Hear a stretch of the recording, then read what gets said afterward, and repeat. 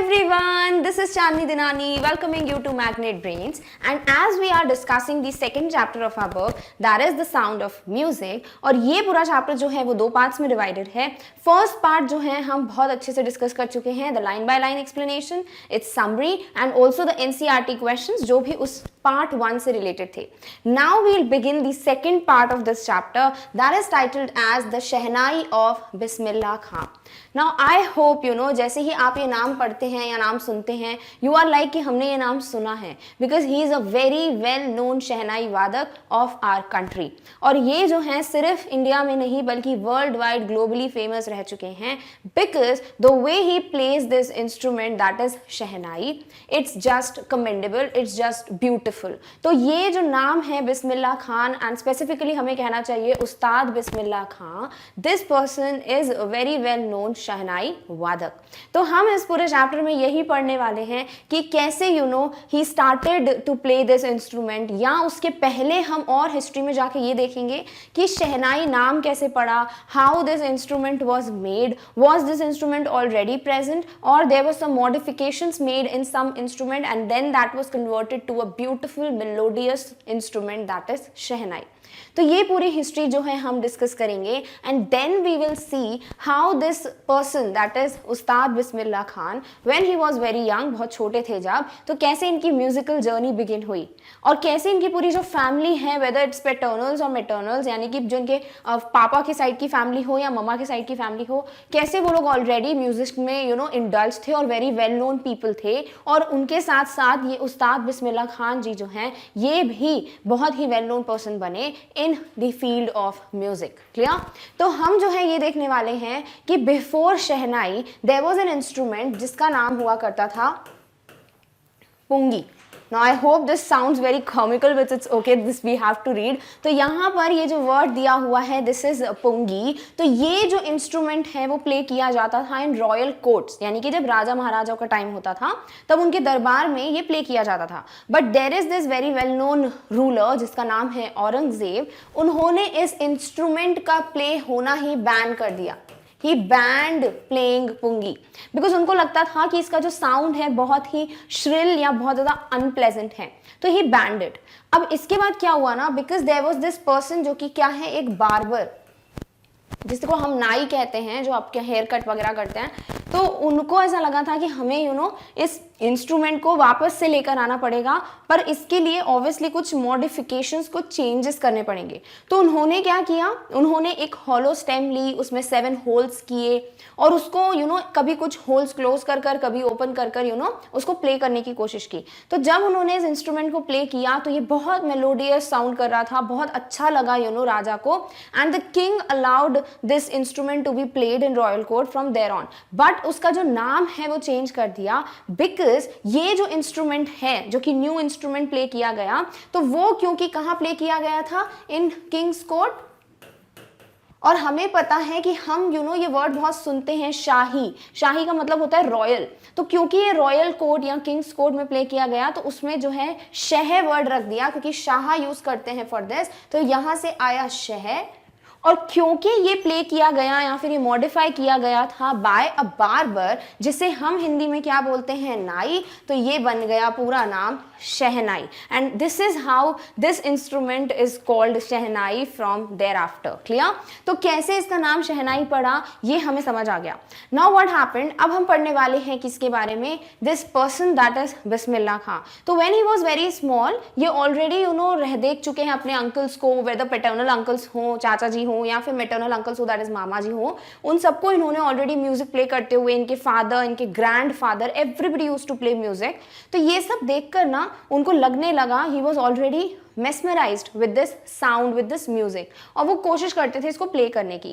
And this he used to do, जब वो छोटे थे तो उनको एक लड्डू मिलता था that used to weigh 1.25 kgs, और ये लड्डू जो है उनको दैट इज अ स्वीट एक टेम्पल में मिलता था टू प्ले चहीता, विच वी विल रीड. तो इसलिए धीरे धीरे वो ये प्ले करते थे, भले ही वो लड्डू के लिए हो, but he was somewhere inclined towards music.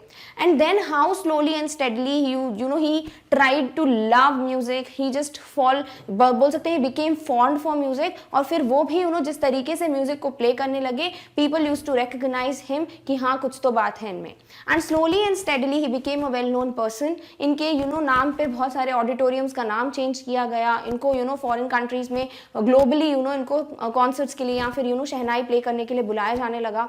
और जब तक इनने शहनाई को सॉर्ट ऑफ इतना ज़्यादा रिकग्निशन नहीं दिलाया था, उसके पहले ये इंस्ट्रूमेंट जो है वेडिंग्स वगैरह में ही बजता था, या फिर it's used to be a part of नौबत, दैट इज 9 इंस्ट्रूमेंट्स जो कि प्ले किए जाते थे, उनमें से एक पार्ट था शहनाई। बट शहनाई को स्पेशल रिकग्निशन दिलाना वो जो है किसने किया, उस्ताद बिस्मिल्लाह खान ने। एंड देन व्हाट हैपेंड, ये जो है ना अपनी कंट्री से बहुत ज़्यादा जुड़े हुए हैं। उस्ताद बिस्मिल्लाह खान को अगर ऑफर दिया जाता कि वो फॉरेन कंट्री में सेटल हो जाए, वहाँ पे बच्चों को म्यूजिक सिखाएं, he would never opt for it, because he was very closely connected with the places, with his town जहाँ पे भी ये रहते थे, and also with his country India, specifically Holi river Ganga. तो वो बहुत ज़्यादा कनेक्टेड थे इनसे इमोशनली, दैट इज समथिंग जो बताता he loved India, he loved his country. And also he was the one, जब हमें इंडिपेंडेंस मिला था, यानी इंडिया को इंडिपेंडेंस मिला था, दैट टाइम ऑल्सो इन्होंने ही शहनाई प्ले की थी एट रेड फोर्ट, जहाँ पे पंडित जवाहरलाल नेहरू जी भी थे। And after he played shehnai, he gave his speech. तो ये सब चीज़ें भी हम देखेंगे इन this chapter. And at the end एक बहुत अच्छी चीज़ बताई गई है कि जब ये यूएसए में गए थे टू प्ले म्यूजिक, तो वहां पे एक स्टूडेंट चाहते थे कि ये हेड बने वहां के, शहनाई प्ले करवाने के लिए बच्चों को हेड बने वहां के। बट दिस, और उन्होंने बोला कि बिकॉज हमें पता है आपको इंडिया से बहुत प्यार है, तो वी वुड ट्राई कि हम पूरा क्रिएट करें उस तरीके से, पूरे टाउन के फॉर्म में बना दें यहाँ पर यूएसए में, तो एक सॉर्ट ऑफ आपको ऐसा ही लगे कि आप वहीं हो। तो दैट टाइम ये जो बिस्मिल्लाह खान जी हैं, उन्होंने कहा स्टूडेंट से कि सब चीजें तो ठीक है, would you be able to recreate holy river Ganga, क्या आप जो गंगा वहाँ फ्लो करती है मेरे टाउन में, क्या आप उसको यहाँ पर वैसा का वैसा फ्लो करवा पाओगे? Obviously it's impossible. तो इसीलिए इनको ये था कि हर एक चीज नहीं आ सकती मेरी कंट्री जैसी यहाँ पर, तो I would choose to be there in my place, that is in India. तो जब भी वो दूसरी प्लेसेस पे जाते थे इंडिया में भी, तो भी उनके अपने टाउन की याद आती थी। और ऑब्वियसली जब वो दूसरी कंट्री में ही चले जाते थे, आउट ऑफ इंडिया जब ट्रैवल करते थे अपने शोज के लिए, दैट टाइम वो इंडिया को बहुत मिस करते थे। तो he is not only a very well known shehnai वादक, but he is a very person, ऐसा बोल सकते हैं, who loves his country very much. तो ये ट्रू पेट्रियट की भी साइन है जो कि हमें उस्ताद बिस्मिल्लाह खान में दिखते हैं। सो this is the complete overview जो कि हम पढ़ने वाले हैं। हम बहुत अच्छे से डिटेल में डिफरेंट व्यू पॉइंट्स देखेंगे, डिफरेंट इनकी स्टोरी के फेजेस देखेंगे। So now let's begin with before you read, जो कि हमको गिवन है in this chapter, and then we'll begin with the very first paragraph of this chapter. Clear? All right. So we have been told in part 2, that is Shehnai of Bismillah Khan. Think of the Shehnai and the first thing you will probably imagine is a wedding or a similar occasion or function. तो जैसे ही आपके सामने कोई बोलता है शहनाई, तो शहनाई हम ज़्यादातर कहाँ सुनते हैं? वेडिंग फंक्शंस में, राइट? या फिर सॉर्ट ऑफ ऐसा ही कोई फंक्शन हो जो कि वेडिंग रिलेटेड कुछ सेरेमनी हो, इधर ही आप सुनते हो क्या? ये शहनाई को बजते हुए। तो शहनाई इज समथिंग जो कि वेडिंग से ही रिलेटेड हमारे दिमाग में आता है। The next would probably be Ustad Bismillah Khan, and obviously जो नेक्स्ट चीज हमारे दिमाग में आनी चाहिए जैसे ही हम वर्ड शहनाई सुने, that should be Ustad Bismillah Khan. The shehnai maestro playing this instrument. Maestro का मतलब क्या होता है? मास्टर, यानी कि वो सबसे बेस्ट शहनाई प्लेयर हैं या सबसे बेस्ट शहनाई वादक हैं। तो जब भी शहनाई वर्ड हमारे दिमाग में आता है, हम सुनते हैं, तो सबसे पहली चीज यही आती है, ऑब्वियसली वेडिंग वगैरह में बजते हुए हमें वो पिक्चर दिख जाता है। और सेकेंड चीज जो हमारे दिमाग में आनी चाहिए वो क्या होनी चाहिए? Ustad Bismillah Khan playing this instrument. Clear? All right. Emperor Aurangzeb banned the playing of a musical instrument called pungi in the royal residence for it had a shrill unpleasant sound. तो जैसे कि हम देख चुके हैं शहनाई आई कैसे बनाया गया उसको, कैसे मॉडिफिकेशन हुई, how it came to be known as शहनाई, वो सब हम डिस्कस कर चुके हैं। Now we will read it in detail. तो स्टोरी बिगिन होती है फ्रॉम द हिस्ट्री कि कैसे ये शहनाई की एग्जिस्टेंस हुई या फिर कैसे shehnai came into this place. तो यहाँ पर बात हो रही है किसकी? एम्परर औरंगजेब की। ही was a very well known ruler. तो वो जो है उन्होंने क्या किया कि क्योंकि ये जो इंस्ट्रूमेंट प्ले किया जाता था that was named pungi that time, तो वो जो है जब भी प्ले होता था ना तो उससे बहुत ही अजीब सा साउंड आता था। It was not melodious, beautiful नहीं था टू द ईयर्स, बल्कि बहुत ही श्रिल साउंड था, यानी कि बहुत लाउड और चुभने वाला जो साउंड होता है ना, उस टाइप का साउंड होता था इसका। तो according to him it was a shrill unpleasant sound that was very sharp। ठीक है, बहुत चुभने वाला साउंड था। तो इसीलिए उन्होंने क्या किया, इसको कंप्लीटली बैन ही कर दिया, कि बंद ही कर दिया कि कोई भी प्ले नहीं करेगा इस इंस्ट्रूमेंट को। Then what happened, pungi became the generic name for reeded noise makers। अब कुछ ऐसे इंस्ट्रूमेंट्स होते हैं जो reeded किसको कहते हैं, a name a wind instrument which have reeds like the flute, the clarinet, यानी कि जिनमें sort of ऐसे holes हो या जो hollow तरीके से बने हो उनको कहते हैं reeded instruments। तो वैसे reeded instruments जो हैं जब भी कोई देखता था ना तो उसका नाम ही रख दिया क्या, पुंगी। क्यों, जेनेरिक का मतलब क्या होता है, a name given to a class or group as a whole, यानी कि कोई भी reeded instrument दिखेगा तो उसका ओरिजिनल नाम नहीं, उसको बोल ही दिया जाता था पुंगी। यानी दिस इज समथिंग जो कि अनप्लेजेंट साउंड करता है, just like pungi does. Few had thought that it would be one day revived, but कुछ लोगों को लगता है कि ये जो इंस्ट्रूमेंट है ये एक दिन रिवाइव होगा, यानी कि it would be brought back to life, कि इनको लगता था कि हो सकता है एक दिन ये जो इंस्ट्रूमेंट है उसको वापस लेके आया जाएगा, क्योंकि बैन कर दिया गया था तो उनके लोगों को लगता था कि नहीं, इसको वापस लेके आना चाहिए, एक दिन तो ऐसा आएगा जब वापस इसको प्ले किया जाएगा। Clear, all right. A barber of a family of professional musicians who had access to the royal palace decided to improve the tonal quality of the pungi। अब ऐसा ही क्या होता है, एक बार एक बार्बर होते हैं जो कि क्या कहलाते हैं हिंदी में, नाई। तो वो जो है किसको बिलोंग करते हैं, उनकी फैमिली जो है वो प्रोफेशनल म्यूजिशियंस की है, यानी कि उनकी फैमिली में ही म्यूजिशियंस थे जो इंस्ट्रूमेंट्स प्ले करते थे। तो he was of the thought that I have to do something so that I bring back this instrument. तो उनको समझ आ गया कि क्योंकि उनको एक्सेस भी था टू रॉयल पैलेस, तो वो क्या कर सकते थे, इसको कुछ ना कुछ मॉडिफाई कर सकते थे। So he decided to improve the tonal quality. Now what is tonal quality, sound, यानी कि जो सुनाई देता है, तो वो जो क्वालिटी है ऑफ साउंड उसको इम्प्रूव करना पड़ेगा, because that was the reason Aurangzeb banned this instrument, right, because it was shrill, unpleasant सा साउंड था। तो इसीलिए उन्होंने क्या डिसाइड किया कि मुझे कुछ ना कुछ ऐसा करना पड़ेगा जिससे ये साउंड, ये टोनल क्वालिटी जो है वो इम्प्रूव हो जाए of this instrument that is pungi। He chose a pipe with a natural hollow stem that was longer and broader than pungi। उन्होंने क्या किया, उन्होंने एक पाइप को चूज किया, सॉर्ट ऑफ पाइप शेप में, जो कि हॉलो था, यानी कि जो खाली था, खोखला था। जैसे if you see sugar cane, तो उसके जो स्टेम्स होते हैं वो क्या होते हैं, हॉलो होते हैं। तो उसे क्या कहते हैं, जैसे कि सॉर्ट ऑफ आप बांस की लकड़ी जो देखते हो, बेस्ट एग्जाम्पल है, वो क्या होता है, हॉलो होता है। तो उस तरीके से इन्होंने एक पाइप लिया जो कि हॉलो था, जो कि एम्प्टी था from inside, and made 7 holes on the body of the pipe, और उसमें 7 holes बना दिए। अब ये जो पाइप था वो कैसा था, वो पुंगी से बड़ा था और ब्रॉडर भी था, यानी कि विथ भी ज्यादा थी, ब्रेथ भी ज्यादा थी और लेंथ भी ज्यादा थी। इस तरीके का पाइप उन्होंने लिया और उसमें 7 होल्स जो है वो बना दिए। When he played on it, closing and opening some of these holes, soft and melodious sounds were produced। और जैसे ही उन्होंने ये साउंड ये जो इंस्ट्रूमेंट है वो बना लिया, वो क्या कर रहे थे, कुछ होल्स को बंद करके, कुछ को ओपन करके। आपने देखा होगा जैसे कि बजाते हैं फ्लूट देखी हो अगर आपने बांसुरी, तो उसमें भी होल्स होते हैं, उनको ओपन क्लोज करके बजाया जाता है। सिमिलर वे में इन्होंने जो ये पाइप लिया जिसमें 7 होल्स किए, he also did the same thing. He open some holes, then close some holes and he was hole sorry, and then he tried to play it. अब जैसे ही उन्होंने प्ले किया, जो साउंड प्रोड्यूस हुआ that was soft and melodious. It was not shrill and unpleasant जैसे कि पुंगी में हुआ करता था। तो definitely he succeeded in what he wanted to do. He just wanted to improve or modify the tonal quality of this instrument, और वही वो कर पाए by doing these modifications। Clear? तो अब जो साउंड प्रोड्यूस हो रहा था वो क्या था, बहुत ब्यूटीफुल और सॉफ्ट साउंड था। Now let's see अब क्या होगा। He played the instrument before royalty and everyone was impressed। तो जो पूरा रॉयल कोर्ट था, जो दरबार बैठता है, उन सबके सामने ही प्लेड दिस इंस्ट्रूमेंट जो कि इन्होंने बनाया था, and everybody was impressed because the sound produce was so soft and melodious to years. The instrument so different from the pungi had to be given a new name। अब पुंगी word जो था instrument के लिए, वो ऐसे instrument के लिए कर दिया था जो कि अनप्लेजेंट हो। तो अब ये जो इंस्ट्रूमेंट है that was entirely different and it was something very good, very melodious. तो इसको उसी तरीके से नहीं बुला सकते थे जैसे ये पुंगी को बुलाते थे।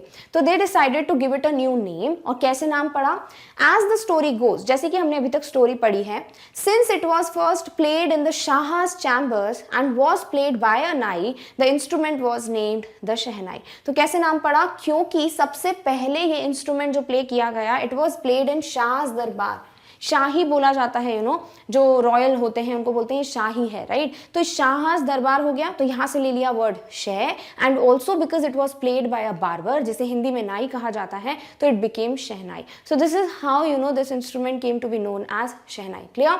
तो यहाँ तक कितनी स्टोरी समझ आ चुकी है हमको कि Aurangzeb banned this particular instrument pungi because it sounded very shrill and unpleasant, but because one barber belonged to a family of musicians, he decided I have to do something जिसकी वजह से इंस्ट्रूमेंट वापस आए।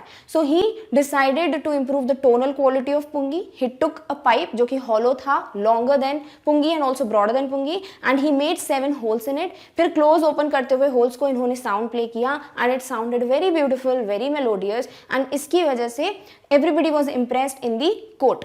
अब क्योंकि ये सबसे पहले इंस्ट्रूमेंट जो है रॉयल दरबार में या फिर शाही दरबार में प्ले किया गया था, तो इसीलिए यहाँ से वर्ड ले लिया शह, and also because it was played for the very first time by a barber who is known as नाई इन हिंदी, तो it became shehnai. Clear? All right. The sound of the shehnai began to be considered auspicious। और जब भी आप अगर कोई ऐसा sound search करते हो या फिर आप कभी भी किसी वेडिंग में गए हो, बहुत ब्यूटीफुल ट्रेडिशनल वेडिंग हो, तो वहाँ शहनाई का साउंड जरूर बजता है, एंड दैट इज कंसिडर्ड, जो कि बहुत ऑस्पिशियस हो, बहुत ही बोलते हैं फॉर्चुनेट हो। ऑस्पिशियस का मतलब क्या होता है? Promising to bring a good fortune, यानी कि लकी माना जाए, बहुत अच्छा सा एनवायरमेंट क्रिएट होता है शहनाई की वॉइस से। तो ये जब साउंड बजता था ना, then it came to be known as a very auspicious sound, and for this reason it is still played in temples and is an indispensable component of any North Indian wedding। और इसीलिए इस sound को यानी शहनाई को आज भी temples में यानी मंदिरों में प्ले किया जाता है, because it is considered auspicious, and also ये एक इंडिस्पेंसिबल यानी कि without which a piece of work can not be done, यानी it is very important, necessary, vital important part of any north Indian wedding. कोई भी north Indian wedding देख लो, वहां पे शहनाई समथिंग जो बजती ही है। तो इतना ज्यादा ऑस्पिशियस माने जाना लगा साउंड को कि इसे टेम्पल्स में भी प्ले किया जाता है अभी भी, and also it is seen as a very important part of north Indian weddings. Clear? All right. In the past, the Shehnai was part of the Naubat or traditional ensemble of 9 instruments found at royal courts। अब पहले क्या होता था शहनाई का importance? It was a part of नौबत। Now what is नौबत? कुछ 9 instruments होते थे जो रॉयल कोर्ट में प्ले किए जाते थे, और उन्हीं 9 इंस्ट्रूमेंट्स का पार्ट क्या हुआ करता था? This shehnai, which is a traditional ensemble of 9 instruments। तभी बोला है 9, तो it gives you the meaning 9। clear? Found at royal courts। ensemble का मतलब क्या होता है? Things, hair instruments considered as a group। तो ensemble को ग्रुप माना जाता है, तो यहाँ पर इंस्ट्रूमेंट्स की बात हो रही है, तो नौबत क्या होगा? Group of 9 instruments.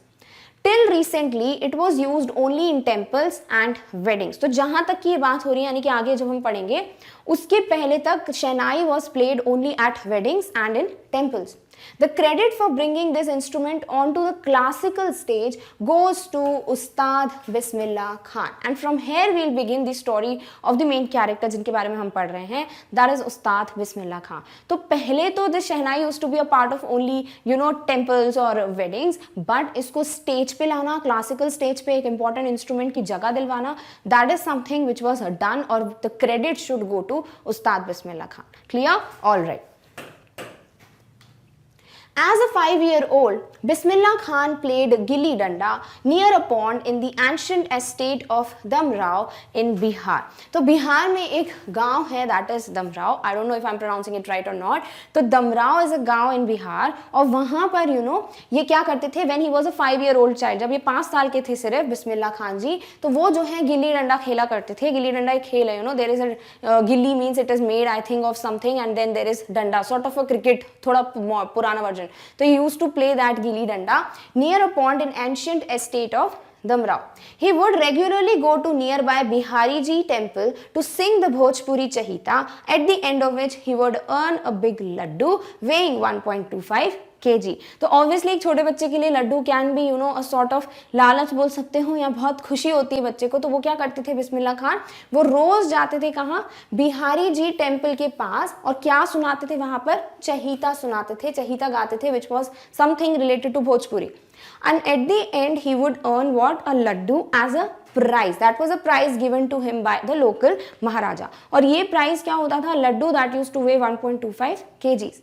This happened 80 years ago. तो जब हम ये स्टोरी पढ़ रहे हैं, ये sort of 80-82 years पहले की बात है, जब ये 5 साल के थे, and he used to sing चहीता near Bihari ji temple to get this 1.25 kg weighing laddu. And the little boy has traveled far to earn the highest civilian award in India, the Bharat Ratna. सबसे बड़ा award क्या होता है for any civilian? It is the Bharat Ratna, very big award. तो यहाँ तक की जो जर्नी थी वो हम देखेंगे किसकी, बिस्मिल्लाह खान की. यानी कि एक 5 साल का बच्चा used to play gilli danda और सिर्फ एक लड्डू के लिए used to sing चहीता. From there, you know, he got or he received this very big award that is Bharat Ratna. यहाँ तक की जो पूरी स्टोरी है that we will see कि कैसे इतनी ज़्यादा उन्होंने हाइट्स या इतना ज्यादा वो वेल नोन फेस बन गए in our country and also globally. Clear? All right. Born on 21 March 1916, Bismillah belongs to a well-known family of musicians from Bihar. तो इनकी जो फैमिली है वो बिहार को बिलोंग करती है, यानी he belongs to बिहार. और वहाँ पे his family was already well-known family of musicians. यानी इनकी जो फैमिली है उसमें ऑलरेडी जो इनके एल्डर्स हैं वो बहुत ज़्यादा फेमस थे फॉर देयर म्यूजिक. क्लियर? और ये कब बॉर्न हुए थे? He was born on 21 March in 1916. His grandfather रसूल बख्श खान, तो इनके जो दादाजी थे उनका नाम क्या है? Rasool Bakhsh Khan. was the shehnai nawaz of the Bhojpur kings court. तो वो भी जो है शहनाई वादक थे. कहाँ पर? भोजपुर के किंग्स कोर्ट में, क्योंकि जो भोजपुर है प्लेस, वहाँ का जो भी राजा थे उनके कोर्ट में जो शहनाई वादक थे वो कौन थे? रसूल Bakhsh Khan. And his father यानी कि बिस्मिल्लाह, उस्ताद बिस्मिल्लाह खान के जो फादर हैं, ही वॉज पैगम्बर बख्श and other paternal ancestors were also great shehnai players. तो उनके ग्रैंडफादर जो है वो तो बहुत फेमस थे ही एज अ शहनाई प्लेयर. इनके जो फादर हैं that is Paigambar Bakhsh, he was also very known well known shehnai वादक. एंड अदर पैटर्नल एंसेस्टर्स यानी कि जो भी इनके पापा के साइड के जो भी एंसेस्टर्स हैं, paternal means ancestors of the father, तो वो सब ही क्या थे? वेरी वेल नोन शहनाई प्लेयर्स. क्लियर? तो ये तो इनकी सॉर्ट ऑफ छोटी सी हिस्ट्री हो गई, एक सॉर्ट ऑफ इनका इंट्रोडक्शन हो गया कि ये पैदा कब हुए थे? 21 मार्च 1916 में. इनकी फैमिली ऑलरेडी बहुत well known family of musicians हैं. His grandfather, his father and also his paternal ancestors, everybody used to be a shehnai player. Clear? All right. The young boy took to music early in life at the age of 3 when his mother took him to his maternal uncle's house in Banaras, that is now Varanasi. Bismillah was fascinated watching his uncles practice the shehnai. तो ये जो छोटे बच्चे हैं ये already took a music in earlier life. When he was very small, तभी से music इनकी लाइफ में आ चुका था, because इनकी फैमिली जो है वो well known musicians थे. तो he was just बोल सकते हो surrounded by music. तो इस वजह से वो बहुत जल्दी जो है म्यूजिक की इंडस्ट्री या म्यूजिक फील्ड में एंटर हो चुके थे. एट द एज ऑफ 3, जब वो सिर्फ कितने 3 साल के थे, तो उनकी जो मदर है उनको कहाँ लेके गई थी? अपने मैटरनल अंकल के घर, यानी कि जो इनके मामा जी हैं, इनकी मदर की जो फैमिली की साइड है that would B maternal. Clear? तो यहाँ उनके अंकल के घर जाते हैं वो, दैट इज मैटरनल अंकल, जो कि कहाँ रहते थे? बनारस में, जिसे आप वाराणसी के नाम से जानते हो. बिस्मिल्लाह जो है वो बहुत फैसिनेट हो गए थे, बहुत ज़्यादा इंप्रेस हो गए थे watching his uncles practice the shehnai. The way his uncles were practising shehnai, that was something जो कि उनका अट्रैक्ट हो गए थे इस पे Bismillah Khan. He was fascinated, he was very much interested to see to see his uncles who were practicing shehnai. Clear? All right. Soon Bismillah started accompanying his uncle Ali Bakhsh, would play the shehnai and Bismillah would sit captivated for hours on end. तो इनके जो uncle हैं वो क्या करते थे? उनको लेकर जाते थे, यानी बिस्मिल्लाह खान जो है, उस्ताद Bismillah Khan, he used to go with his uncle whose name was Ali Bakhsh, जो कि शहनाई प्ले करते थे. तो he used to go with him and would play the shehnai and Bismillah would sit captivated means attracted, sort of engrossed for hours on end, यानी for a very long time without stopping. यानी कि जब भी इनके uncle इनको लेके जाते थे अली बख्श, तो वो जब भी शहनाई प्ले करते थे तो बिस्मिल्लाह खान जो है वो घंटों तक विदाउट स्टॉपिंग, यानी कि वो बिल्कुल भी ऐसा नहीं था कि उनका ध्यान भटकता था. He used to be focused and totally engrossed and captivated जब भी उनके अंकल जो है वो शहनाई प्ले करते थे. यानी वो इतने ज़्यादा फैसिनेट हो गए थे शहनाई के साउंड से या फिर the way his uncle used to play this instrument. Slowly he started getting lessons in playing the instrument and would sit practicing throughout the day. और ऐसा नहीं था because family का musicians हैं तो इस वजह से इनको करना ही है, नहीं. He himself was interested in this. और जैसे ही इनके lessons begin हुए, इनको जब सिखाने लगे शहनाई play कैसी की जाती है, तो ये बिल्कुल पूरा दिन जो है practice करते रहते थे. He was that fond of playing shehnai. Clear? All right. For years to come, the temple of Balaji and Mangla Maiya and the banks of the Ganga became the young apprentice's favorite haunts where he could practice in solitude. तो जैसे जैसे इनकी practice चलती रही, he got to learn how to play शहनाई, तो धीरे धीरे क्या होने लगा, वो जो टेम्पल ऑफ बालाजी है नंबर 1, मंगला मैया जो है इनका टेम्पल नंबर 2, एंड ऑल्सो जो बैंक्स ऑफ गंगा जो घाट होते हैं गंगा के, ये तीनों ही क्या बन गए, ये बन गए उस्ताद बिस्मिल्लाह खान के फेवरेट स्पॉट्स, जहां पे वो पीसफुली म्यूजिक प्रैक्टिस किया करते थे, यहाँ पे शहनाई प्रैक्टिस किया करते थे. क्लियर? तो ये जो लिखा है यंग अप्रेंटिस, यंग है क्योंकि बहुत छोटे बच्चे हैं इस वक्त. अप्रेंटिस का मतलब क्या होता है, trainee, sort of learner. And haunts का मतलब होता है place you like come where you like to visit many times a day, sort of ऐसे प्लेसेस, ऐसे स्पॉट जहां आप पूरे दिन में कितनी बार भी जाओ तो आप खुश हो जाओ, यानी कि आपकी फेवरेट स्पॉट जो होता है उसको कहते हैं horns.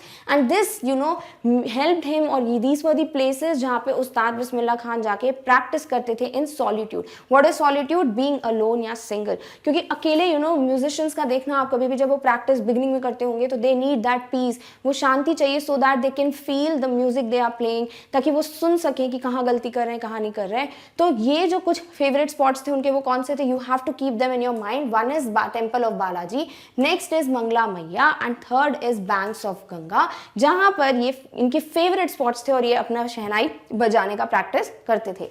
The flowing waters of the Ganga inspired him to improvise and invent rags that were earlier considered to be beyond the range of the शहनाई. तो ये जो flowing water of Ganga है, यानी कि वो जब भी बैंक ऑफ गंगा पे बैठ के शहनाई प्ले करते थे, तो जो flowing water, obviously water keeps on flowing, तो वो जो गंगा वाटर फ्ले कर रही है, जो होली रिवर गंगा है हमारी, जब वो फ्लो करती थी तो वो देखकर इनको इंस्पिरेशन मिलती थी, और इससे वो क्या करते थे, वो इम्प्रोवाइज और इन्वेंट करते थे. इम्प्रोवाइज यानी किसी चीज को मॉडिफाई करना, ठीक करना, और इन्वेंट यानी किसी चीज को क्रिएट करना, डिस्कवर करना. तो ऐसे राग जो है उन्होंने इम्प्रोवाइज कर दिया या इन्वेंट कर दिए, जिन्हें माना जाता था कि शहनाई के हिसाब से वो कभी नहीं हो सकते, यानी कि शहनाई की जो रेंज है वहां तक कि ये राग जो है नहीं बना जा सकते सिर्फ शहनाई प्ले करके. तो ये चीजें उन्होंने करके दिखा दी, बिकॉज वो इंस्पिरेशन उनको रिवर गंगा से मिलता था. And also he was so much fascinated by shehnai कि वो पूरी तरीके से क्या बोल सकते हो कि इतनी मेहनत करते थे कि उन्होंने डिस्कवरी कर ली, ऐसे राग इम्प्रोवाइज कर दिए, कुछ चेंजेस कर दिए जो कि लोगों को लगता था कि शहनाई की रेंज से बहुत दूर है. क्लियर? All right. जैसे कि हम डिस्कस कर रहे हैं द साउंड ऑफ म्यूजिक का second part, that is the shehnai of Bismillah Khan. We have already seen the very first part of this story, that is how shehnai came into existence, how its name is shehnai. And also हम लोग पढ़ चुके हैं कि when Bismillah Khan was very young, जब वो छोटे थे तब की थोड़ी बहुत story. Now we will continue to read more about Bismillah Khan, that is Ustad Bismillah Khan जी के बारे में हम और भी चीजें और भी फैक्ट्स पढ़ने वाले हैं. How he became to be well known, how he earned that awards जो कि हर कोई चाहता है earn करना, that is the great Bharat Ratna, Padmashri, Padma Bhushan. How he got awarded with these, and also what was his perspective regarding the country, regarding his town, और क्या उन्हें बहुत पसंद था जब वो foreign countries visit करते थे. Was he like I want to settle there for my entire life, or he loved his country so much कि वो कभी चाहते ही नहीं थे कि वो वहाँ पर settle हो. Clear? तो ये सब जो parts हैं अब हम पढ़ेंगे इस complete story में. Done? All right. So the next part of the story says, at the age of 14, Bismillah accompanied his uncle to the Allahabad Music Conference. तो जब वो 14 years के थे, यानी कि बिस्मिल्लाह खान की एज क्या है 14 years, हम 3 years के बारे में पढ़ चुके हैं, 5 years के बारे में पढ़ चुके हैं. तो जब वो 14 years के थे तो Bismillah Khan used to accompany his uncle, और इसीलिए उन्होंने कहाँ अकम्पनी किया इस बार, उन्होंने अकम्पनी किया उन्हें इलाहाबाद म्यूजिक कॉन्फ्रेंस में, यानी कि एक पूरी म्यूजिक कॉन्फ्रेंस होगी, बहुत सारे म्यूजिशियंस होंगे वहां पर, और वहां पर ये जो है उस्ताद बिस्मिल्लाह खान वो अपने अंकल के साथ गए थे. At the end of his recital, Ustad Fayaz Khan patted the young boy's back and said, work hard and you shall make it. तो जब इनका रिसाइटल यानी कि जब हम पोएम रिसाइट करते हैं मतलब जब हम बता देते हैं या फिर हमने अपना परफॉर्मेंस दे दिया, कह सकते हो कि यहाँ पर उनकी जो परफॉर्मेंस थी जो उन्होंने शहनाई प्ले की थी, that is what is recital. तो जब बिस्मिल्लाह खां जो हैं वो अपनी परफॉर्मेंस दे चुके थे, उन्होंने सब अपना शहनाई वगैरह जो प्ले करना था वो कर चुके थे, उसके एंड में क्या हुआ, उस्ताद फैयज़ खान जी आए, who was again a very well known musician, और उन्होंने उस्ताद बिस्मिल्लाह खान या इस वक्त सिर्फ बिस्मिल्लाह खान जी के पैट किया, उनको शाबाशी दी और उन्हें कहा work hard and you shall make it, मेहनत करते रहो and you shall make it, यानी कि you will great you will get great success और you will touch those heights. तो उन्होंने मतलब वो देख चुके थे कि क्या पोटेंशियल है इस बच्चे में and he can be a very well known person in near future. With the opening of All India Radio in Lucknow in 1938 came Bismillah's big break. तो आपसे पूछ सकते हैं कि बिस्मिल्लाह खां जी का सबसे बड़ा ब्रेक, बिग ब्रेक का मतलब क्या होता है, वो एक पॉइंट फिर जिसके बाद सब अच्छा होता है, यानी कि एक वो opportunity which is the biggest opportunity of your life, और उसके बाद सब कुछ आप गेन करने लगते हो, आपको और अपॉर्चुनिटीज मिलती हैं. तो सबसे बड़ा ब्रेक जो था बिस्मिल्लाह खान जी की लाइफ में वो ये था जो कि ओपनिंग थी of all India Radio in Lucknow which was open in 1938. He soon became an often heard shehnai player on radio. और रेडियो पे जो शहनाई प्लेयर्स या फिर शहनाई बजाई जाती होगी, लोग इंस्ट्रूमेंट सुनना जब पसंद करते होंगे, तो सबसे वेरी वेल नोन जो शहनाई वादक या लोगों को जो सबसे अच्छा लगता था सुनना, वो क्या था, बिस्मिल्लाह खां जी की शहनाई की आवाज़. क्लियर. तो तब से जब ऑल इंडिया रेडियो में वो एक वेल नोन शहनाई प्लेयर होने लगे on radio, that was something which was the biggest break for Ustad Bismillah Khan. Clear. All right. When India gained independence on 15th of August 1947, अब जो सबसे बड़ी एक और चीज़ है वो ये है कि जब इंडिया जो है उन्होंने अपनी इंडिपेंडेंस गेन की का 15 अगस्त 1947 में, यानी कि जब हम इंडिपेंडेंट हुए, Bismillah Khan became the first Indian to greet the nation with his shehnai. तो सबसे पहले इंडियन जिसने सॉर्ट ऑफ बिगिनिंग करी सेरेमनी की, that was very big day for us. और उस दिन जो सबसे पहले इंडियन थे टू ग्रीट द पीपल, वो कौन थे, Bismillah Khan. And obviously that was done with his shehnai.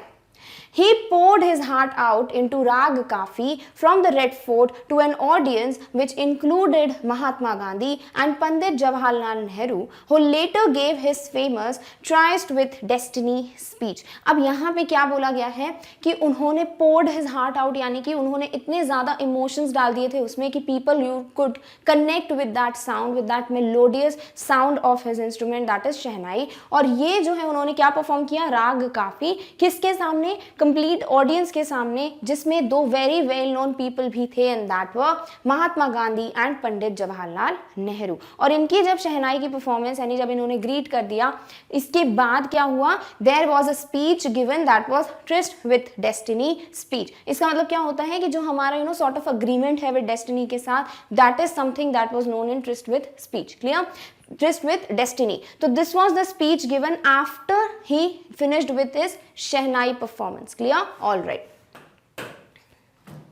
Bismillah Khan has given many memorable performances both in India and abroad. Obviously ये तो एक बहुत बड़ी चीज़ थी कि इंडिपेंडेंस जब हमें मिला तो he was the one जिन्होंने ग्रीट किया अपनी शहनाई से. But other than this, it was not like he only gave performances in his own town or in his country. Abroad भी यानी globally भी उनको बहुत ज़्यादा जाना जाता है, because he was also called for different performances not only in India but also in abroad.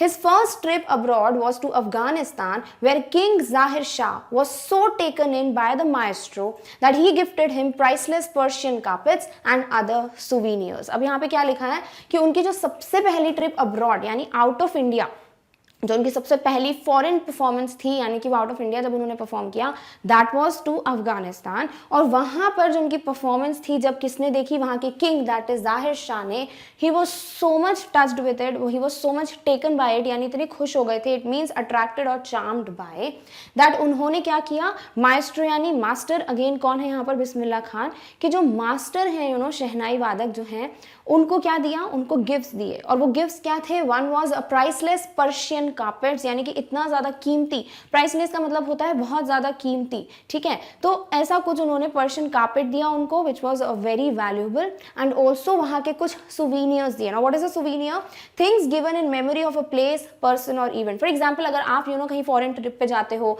या आप कोई जगह पे जाते हो जहाँ की कोई वेल नोन चीज़ है, तो अगर आप वो वहाँ की चीज़ खरीद के लाते हो तो क्या होगा, वो एक मेमोरी होगी उस प्लेस से रिलेटेड, तो हम कहते हैं ये एक सुवीनियर है वहाँ का, क्लियर। तो वैसे ही अफगानिस्तान की जो वेल नोन चीज़ें हैं वो भी उनको दी गिफ्ट में, एंड ऑल्सो उनको एक प्राइसलेस पर्शियन कार्पेट दिया, because this king, that is king Zahir Shah, was so much बोल सकते हो touched and so much taken in by this performance of Ustad Bismillah Khan, clear, all right. The king of Afghanistan was not the only one to be fascinated with Bismillah's music. ऐसा नहीं था कि सिर्फ ये एक ही केस है जहाँ पे ये जो जाहिर शाह थे किंग ऑफ अफगानिस्तान वही खुश हो गए, he was only fascinated or attracted by the music of Bismillah Khan. Anybody जिन्होंने भी सुना हो इनका music, everybody is just taken in, because बहुत ब्यूटिफुली प्ले करते हैं ये म्यूजिक को, सोल डाल देते हैं उसमें, it's just not a performance, it's something जो कि इमोशंस, फीलिंग्स जो है ऑडियंस उनसे कनेक्ट कर पाती है, clear. Film director Vijay Bhatt was so impressed after hearing Bismillah play at a festival that he named a film after the instrument called गूंज उठी शहनाई। तो क्योंकि एक बार ऐसा हुआ था कि he was playing in a festival, ऐसे बहुत से फेस्टिवल्स होते हैं, म्यूजिकल फेस्टिवल्स होते हैं, अभी भी होते हैं, तो वो वहाँ पर प्ले कर रहे थे, दैट इज उस्ताद बिस्मिल्लाह खान। तो जो विजय भट्ट हैं, very well known director of his times, तो उन्होंने ये जब देखी उनकी परफॉर्मेंस, तो अपनी मूवी का जो नाम है उन्होंने क्या किया, इस शहनाई के ऊपर ही रख दिया, and the name was Goonj Uthi Shehnai. You can see the cover of the movie, this was the movie जिसका नाम ही उन्हें रख दिया गूंज उठी शहनाई, जस्ट बिकॉज वो इतने फैसिनेट हो गए थे bye hearing the shehnai sound played by Ustad Bismillah Khan. The film was a hit and one of Bismillah Khan's composition, that is दिल का खिलौना है टूट गया, turned out to be a nationwide chartbuster। और इस मूवी में उन्होंने अपना खुद का एक कॉम्पोजिशन, यानी कि खुद उन्होंने म्यूजिक बनाया था उस सॉन्ग का, that was the song which was named as दिल का खिलौना टूट गया। The movie was also a hit and also this song was a chartbuster which means record breaker, यानी इतना ज़्यादा, जैसे आजकल व्यूज मिलते हैं ना, million views to this song, इतना ज़्यादा हिट हो गया, तब के टाइम पे भी ऐसे ही होता था, व्यूज तो नहीं बट जितना ज़्यादा सुना जाए, लोगों ने जितना ज़्यादा उसको सुना हो, वो सॉन्ग कहलाता था चार्ट बस्टर, क्लियर। तो ये मूवी तो हिट हुई थी बट उनका जो कॉम्पोज्ड सॉन्ग था वो भी क्या हो गया था, चार्ट बस्टर था, वो भी सबसे ज़्यादा हिट हुआ था। तो this was again one thing, देखो ये सब आपको फैक्ट्स जो है ना ध्यान में रखने हैं, पूछा जा सकता है about the name of the movie, about the name of the song जो कि उन्होंने कंपोज किया था, clear, all right. Despite this huge success in the celluloid world, Bismillah Khan's ventures in film music were limited to two। भले ही ये बहुत ज़्यादा hit हुआ था उनका सॉन्ग, तो इनका जो ये सॉर्ट ऑफ कह सकते हो एक बहुत बड़ी सक्सेस थी उनके लिए in celluloid world. Now what is a celluloid, old fashion way of referring to films, यानी जो फिल्म इंडस्ट्री है उसमें इनका ये बहुत बड़ा सक्सेस था कि जो मूवी हिट हुई, उनका जो सॉन्ग हिट हुआ, बट फिर भी उनके जो वेंचर्स हैं, यानी कि projects that often involve risk, क्योंकि पता नहीं होता ना वो हिट होंगे कि नहीं होंगे, तो ये जो मूवी के प्रोजेक्ट्स हैं या जो सॉन्ग कॉम्पोजिशन वगैरह है, that was just limited to two, सिर्फ दो ही मूवीज उनको मिली थी। वन तो वाज ऑफ विजय भट्ट जो हमने पढ़ ली, विजय Bhatt Goonj Uthi Shehnai, and the second one was Vikram Srinivas Kannada venture Sanadi Appanna. तो एक जो था that was Hindi venture, Hindi project, but the other one was a Kannada project and that was named as Sanadi Appanna which was directed by Vikram Srinivas, clear. तो ये सेकंड प्रोजेक्ट था उनका। तो फिल्म इंडस्ट्री में उनका इतना ज्यादा सक्सेस नहीं रही, दो प्रोजेक्ट्स मिले उनको, one was a very big hit, huge success, जो कि हम देख चुके हैं गूंज उठी शहनाई, other one was a Kannada project। I just can't come to terms with the artificiality and glamour of the film world, he says with emphasis। क्यों हुआ ऐसा, जब उनसे पूछा गया कि क्यों नहीं आगे के प्रोजेक्ट्स हुए या क्या, what was the reason, he says that I just can't come to terms with the artificiality and glamour of the film world। कि जो फिल्म इंडस्ट्री है, जो फिल्म वर्ल्ड है, उसमें आर्टिफिशियलिटी बहुत है, नकलीपन बहुत है, एंड ऑल्सो जो ग्लैमर है, जो शो ऑफ है, जो ग्लिटर है, चमक धमक है, ऑल दीज थिंग्स जो हैं वो उनके लिए सॉर्ट ऑफ बोल सकते हो सफाइजेबल नहीं थी, वो जो है इन सब चीज़ों के प्रति इतने ज़्यादा बोल सकते हैं इन्वॉल्व नहीं हो पा रहे थे, and he did not like it. So this was his point of view, that's was something he says with emphasis, यानी कि टू ले stress on something, like he is very much sure कि ये जो आर्टिफिशियलिटी है of glamour world और ये जो ग्लैमरस चीज़ें हैं ये सब उनके लिए नहीं थी, and that's why I think he could not continue with the projects in the film industry. Clear? All right. Awards and recognition came thick and fast. Thick and fast का मतलब होता है got a lot of awards and was recognized at many places. यानी कि बहुत ज़्यादा जल्दी और बहुत ज़्यादा जल्दी से well known हो जाना उसे कहते हैं thick and fast. तो बहुत जल्दी जल्दी उनको awards और बहुत जल्दी जल्दी उनको recognition भी मिलने लग गया था. It was not like a slow process because he was a master in whatever he did. तो obviously लोग recognize करेंगे और इसकी वजह से उनको बहुत अच्छे अच्छे awards भी मिलते थे. Bismillah Khan became the first Indian to be invited to perform at the prestigious Lincoln Central Hall in the US, that is United States of America. यानी कि ये सबसे पहले इंडियन थे. अगेन वन मोर फैक्ट जो आपको पता होना चाहिए in kind of general knowledge question कि बिस्मिल्ला खान क्या थे. He was the very first Indian जिसको लिंकन सेंटर हॉल में बुलाया गया था to perform. It's a very big prestigious well known hall, that is Lincoln central hall which is there in USA, that is United States of America. और वहां पर the very first Indian to be invited to perform was Ustad Bismillah Khan. He also took part in the World Exposition in Montreal in the Cannes Art Festival and in the Osaka Trade Fair. और भी जो well known fair हैं या well known जो functions होते थे उसमें भी उन्होंने पार्टिसिपेट किया. whether it was the World Exposition in Montreal, whether it was Cannes Art Festival or Osaka Trade Fair. So well known did he become internationally that an auditorium in Tehran was named after him, that is Tahar Mausiqui Ustad Bismillah Khan. और सिर्फ awards नहीं मिले, ऐसा नहीं था कि सिर्फ उनको परफॉर्मेंसेस के लिए बुलाया गया हो. इनके अलावा एक बहुत ही बड़ी चीज़ है वो ये है कि वहाँ तेहरान में जब ये गए थे परफॉर्म करने, वहाँ का एक जो ऑडिटोरियम है यानी जी प्लेस जहाँ पे परफॉर्मेंसेस होती हैं उस ऑडिटोरियम का नाम ही बिस्मिल्ला खां जी के नाम पे रख दिया गया and the name was change to Tahar Mausiqi Ustad Bismillah Khan, which is a very big thing for us because he is someone from our country and he has gained so much recognition और हमारी कंट्री का नाम इतना ऊँचा किया. क्लियर? तो इस वजह से ये जो सारी चीज़ें हमें बताती हैं कि why we are reading about this person because he was indeed a master और a maestro in music industry. Clear?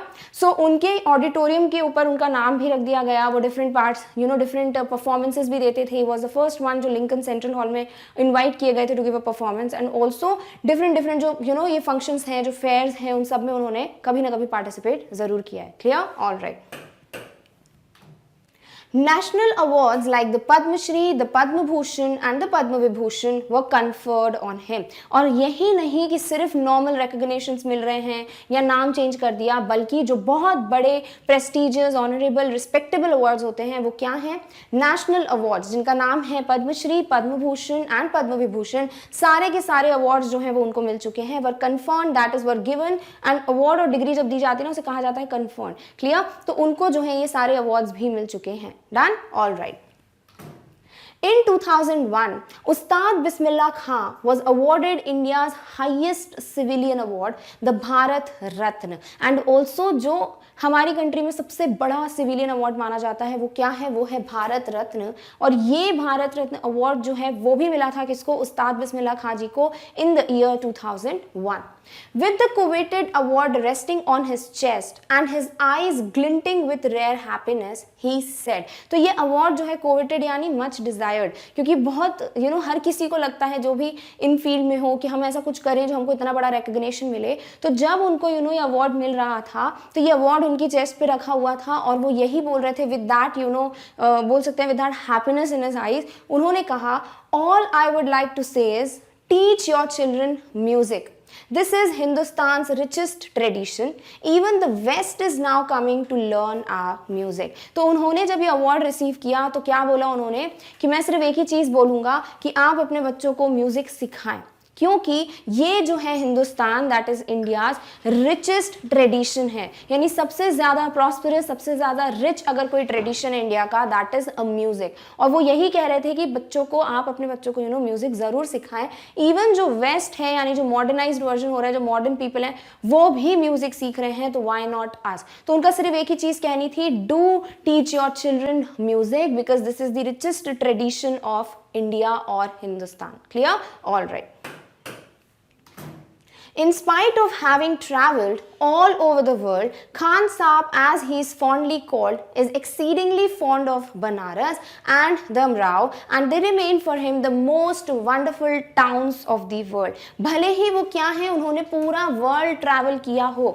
ऐसा होता है ना, जब when we are like right now we have, if we have not traveled any foreign country या ज़्यादा travel नहीं किया बाहर, तो वी आर लाइक कि इंडिया में कुछ नहीं है, लेट्स गो आउट, हमें तो बाहर जाना है, we want to see the countries out. But जब आप बाहर घूम के आते हो ना, यू आर लाइक, और आप एक बार इंडिया एक्सप्लोर कर लो, you will be like India is the most beautiful place to visit. तो same thing happen, this person that is Ustad Bismillah Khan, he was very fondly called, बहुत प्यार से इनको बुलाते थे क्या, खान साहब। तो वो जो हैं, भले उन्होंने पूरा वर्ल्ड ट्रैवल किया हो, हर एक कंट्री देखी हो, but he was closely connected with his towns, यानी जहाँ पे वो रहते थे, that is Banaras and Dumraon. And before him these were the most wonderful towns in the world. सिर्फ इंडिया में नहीं, पूरे वर्ल्ड में अगर सबसे ज़्यादा वंडरफुल, सबसे ज़्यादा अच्छे अगर कोई जगह होती थी उनके लिए, वो यही थी, that is Banaras and दमराव।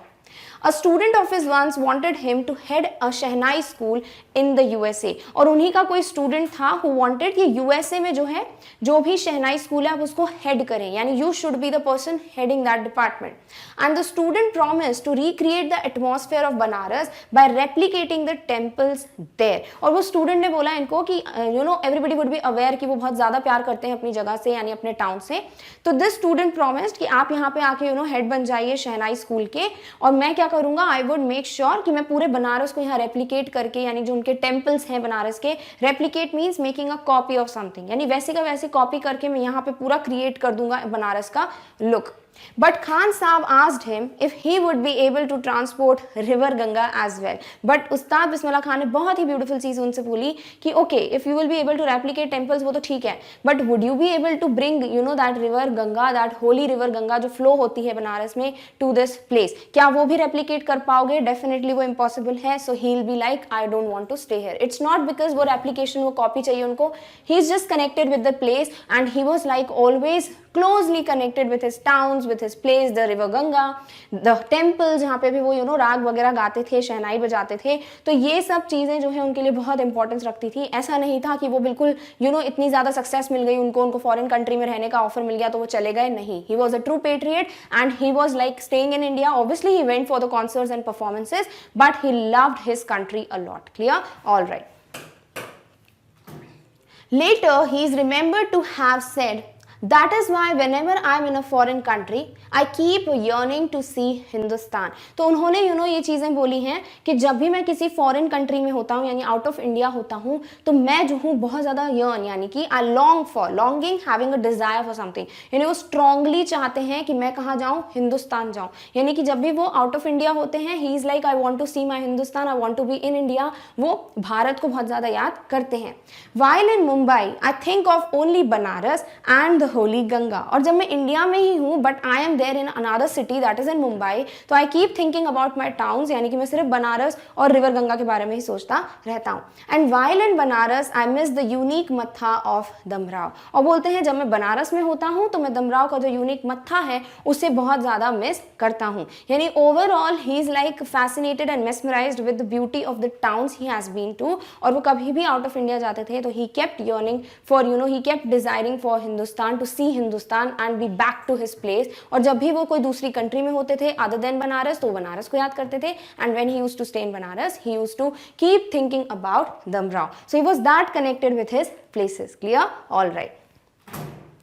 Ustad Bismillah Khan's life is a perfect example of the rich, cultural heritage of India, one that effortlessly accepts that a devout Muslim like him can very naturally play the Shehnai every morning at the Kashi Vishwanath temple. तो जो उस्ताद बिस्मिल्लाह खां जी की हमने अभी तक life पढ़ी है वो क्या दिखती है, एक परफेक्ट मिक्सचर है किसका, rich cultural heritage of India, यानी जो इंडिया का कल्चर है it's so rich, it's so prosperous, और उसका एक बहुत बड़ा एग्जाम्पल है कौन, बिस्मिल्लाह खां जी, यानी उस्ताद बिस्मिल्लाह खां।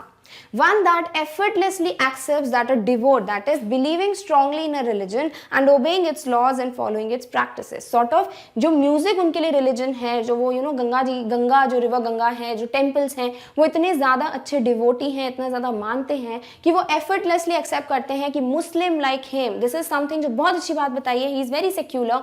ऐसा नहीं है कि I am a Muslim, I would not play this music और I would not go to temple और I would not think about Ganga, ऐसा कुछ नहीं है। तो he is a very good example कि इंडिया का जो ये रिच कल्चरल हेरिटेज है ना, वो कोई भी एफर्टलेसली एक्सेप्ट कर सकता है, that a Muslim like him can very naturally play, और बहुत नेचुरली वो प्ले कर लेते हैं किसको, शहनाई को, every morning at Kashi Vishwanath temple. यानी कि ऐसा नहीं था कि वो टेम्पल नहीं जा सकते या फिर वो उस तरीके से सोचते हो, नहीं, is a very nice person, और वो शहनाई, म्यूजिक, इंडिया, इन सबको एक ही चीज मानते हैं। इज नेवर लाइक कि मैं मुस्लिम हूं तो I would not play this. तो this is something we get to learn from his personality, that a person like him can effortlessly accept that if he is a devotee, true devotee, definitely he can play effortlessly Shehnai at any temple, whether it's Kashi Vishwanath temple also. तो हर morning वो Kashi Vishwanath temple पे शहनाई बजाते हैं, although he is a Muslim, but he has never taken this into another direction. Clear? All right. और अब हम discuss करेंगे the complete summary of the chapter, that is the shehnai of Bismillah Khan. यानी कि इस particular chapter the sound of music में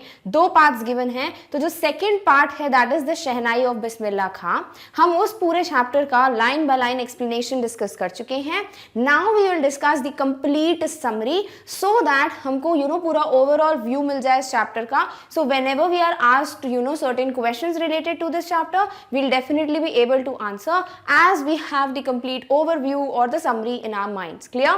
All right. So let's begin with the summary, which says, in the lesson the Shehnai of Bismillah Khan, we learn about Ustad Bismillah Khan, the Shehnai legend and how the musical instrument Shehnai came into being. तो हम दो चीजें सीखते हैं इस पूरे chapter में, और we get to know about two facts or two things in this story.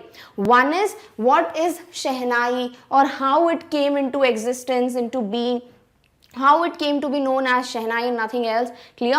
And also number two and very important जो main thing है, that is about the legend, that is the Shehnai legend, जिनका नाम है उस्ताद बिस्मिल्लाह खां। तो हम ये दोनों चीज़ें जो हैं इस पूरी स्टोरी में देखते हैं कि शहनाई के बारे में जो हिस्ट्री है वो, एंड देन लेटर जो उस्ताद बिस्मिल्लाह खां जी हैं जो कि बहुत ही वेल नोन शहनाई वादक हैं, उनकी पूरी story. Clear? So Bismillah Khan made a valuable contribution to the world of music through the shehnai. तो बिस्मिल्लाह खां जो हैं उनका जो इतना नाम है, he is so well known in music industry all over the world just because it is of his way he plays this instrument that is shehnai. तो उनका जो ये स्किल है, जो इतनी मेलोडियस वे में वो शहनाई प्ले करते हैं, इस पूरी स्टोरी को हम देखते हैं इस चैप्टर में। अब शहनाई जो है that is the main thing in this story. तो उनके बारे में यानी शहनाई के बारे में भी अगर हम पढ़ेंगे then only we will get to understand more. Clear? तो अब हम सबसे पहले डिस्कस करेंगे अबाउट शहनाई जो भी चैप्टर में हमको मेंशन है, and later we will continue to read about this person, very well known artist, that is Ustad Bismillah Khan. Clear? So Mughal ruler named Aurangzeb did not allow the pungi to be played in his royal residence because he felt that it had a shrill and unpleasant sound. So there was this instrument जिसका नाम था पुंगी, जो कि बजाया जाता था royal courts में, यानी कि जो किंग्स के दरबार होते हैं वहाँ पर। और ये क्या हुआ ना, जब ये एक रूलर जाते दैट इज औरंगजेब जो कि एक मुगल रूलर है, तो वो कहना मतलब उनका ऐसा मानना था कि बिकॉज पुंगी जो है उसका बहुत ही श्रिल साउंड है, बहुत अनप्लेजेंट साउंड है, बहुत शार्प, कानों को चुभने वाला साउंड है, तो उन्होंने इसको बैन कर दिया कि इसको बजाना ही नहीं है अब रॉयल कोर्ट में। As the pungi had an unpleasant sound, there was a barber who belonged to a family of professional musicians. अब एक बार्बर थे who was belonging to a family जो कि professional musicians की थी. तो ये जो बार्बर है यानी जो नाई है उनको समझ आ गया कि ठीक है this instrument has to be revived, वापस से लेकर आना पड़ेगा इसको, but इस इंस्ट्रूमेंट में ऑब्वियसली कुछ तो चेंजेस करने पड़ेंगे. तो ही न्यू कि क्यों भाई बैन किया गया इसको, because of its shrill and unpleasant sound. तो अब उसके साउंड को ही चेंज करना पड़ेगा. So for that he was like he wanted to play the pungi but he knew that the sound produced by pungi was unpleasant and decided to improvise its sound और improve is sound. तो obviously इनको समझ आ गया था कि भाई जो tonal quality है, जो साउंड है इस इंस्ट्रूमेंट का, वो है जो मुझे इम्प्रूव करना पड़ेगा. Then only I can just again bring back this instrument to be played in the court. तो उन्होंने क्या किया, he tried to improve the tonal quality, and for that what he did, let's read. So he got a hollow stem. तो उन्होंने एक stem ली और वो hollow थी यानी खोखली थी, अंदर से क्या थी, empty. Wider and longer than the पुंगी. तो वो लेंथ में भी लॉन्गर थी और वाइडर भी थी यानी ब्रेथ भी ज्यादा थी उसकी, जो कि नॉर्मल पुंगी होती थी जो इंस्ट्रूमेंट, उससे बड़ा length and also wider. And made 7 holes on it. तो ये आपको पता होना चाहिए कितने होल्स होते हैं, 7 होल्स. तो उन्होंने 7 होल्स कर दिए उसमें एंड ब्लू इनटू इट. और फिर उसमें ब्लो करने लगे यानी एयर ब्लो करने लगे by opening and closing certain holes. Closing and opening the holes, it produced soft and melodious music. तो उन्होंने क्या देखा कि उन्होंने एक पाइप लिया जो कि हॉलो है अगेन, क्योंकि हॉलो पाइप में अगर आप साउंड ब्लो करते हो तो एक साउंड प्रोड्यूस होता है. अब ये साउंड जो है उसको थोड़ा सा ट्यून करना पड़ेगा, तो उसके लिए उन्होंने 7 होल्स बना दिए. अब उन होल्स को वो कभी ओपन किसी होल को कर रहे हैं, किसी क्लोज कर रहे हैं, लाइक आप फ्लूट देखते हो बजाते हुए, बांसुरी देखते हो, similar way he did this. And because of that उन्होंने देखा कि when he blew air into it and he was opening and closing certain holes, there was a sound जो कि बहुत मेलोडियस, बहुत ही ब्यूटीफुल, बहुत ही सॉफ्ट था. श्रिल नहीं था, कानों को चुभने वाला नहीं था और अनप्लेजेंट नहीं था, बहुत मेलोडियस था. तो वही तो साउंड चाहिए था, राइट? तो ऐसा साउंड प्रोड्यूस होने लगा इस, बोल सकते हैं, इंस्ट्रूमेंट से. अभी तक clear? As this instrument had been developed by a barber called Nai in India and was played in King's Court called Shah, the instrument was named Shehnai. क्योंकि हम बोल रहे हैं ना यहाँ पे कि ये मुगल शाह के बिल्कुल दरबार था, तो उन्होंने क्या किया, ये इंस्ट्रूमेंट जो है वो उन्होंने प्ले किया इन फ्रंट ऑफ एवरीबडी, यानी कि वो कोर्ट में गए, Kings court, and he played this instrument जो कि उन्होंने बनाया था. एवरीबडी वॉज इम्प्रेस, सब खुश हो गए, एंड नाउ दे डिसाइडेड कि ये इंस्ट्रूमेंट प्ले किया जाएगा. तो इस इंस्ट्रूमेंट का नाम obviously they have to change, because जब से पुंगी को बैन किया था औरंगजेब ने, फ्रॉम देन ऑन जो भी रीडेड इंस्ट्रूमेंट्स होते थे, जो भी ऐसे हॉलो इंस्ट्रूमेंट्स होते थे जिनको ब्लो करो और ऐसा शार्प साउंड आए, that instrument was called only pungi. एक जेनेरिक नेम दे दिया था. But now because this instrument was not same as pungi, it was different, it had a soft and melodious sound, तो ऑब्वियसली इस इंस्ट्रूमेंट का नाम वही नहीं रख सकते थे, कुछ चेंज करना था. सो दे चेंज्ड द नेम. और कैसे नाम चेंज किया उन्होंने, क्योंकि ये इंस्ट्रूमेंट जो है वो एक नाई ने बजाया था, and also it was played for the first time in शाही कोर्ट यानी कि शाही दरबार, तो इसीलिए shehnai was the name given to this instrument. Clear? तो दिस इज हाउ कैसे शहनाई नाम पड़ा, कैसे shehnai came into being.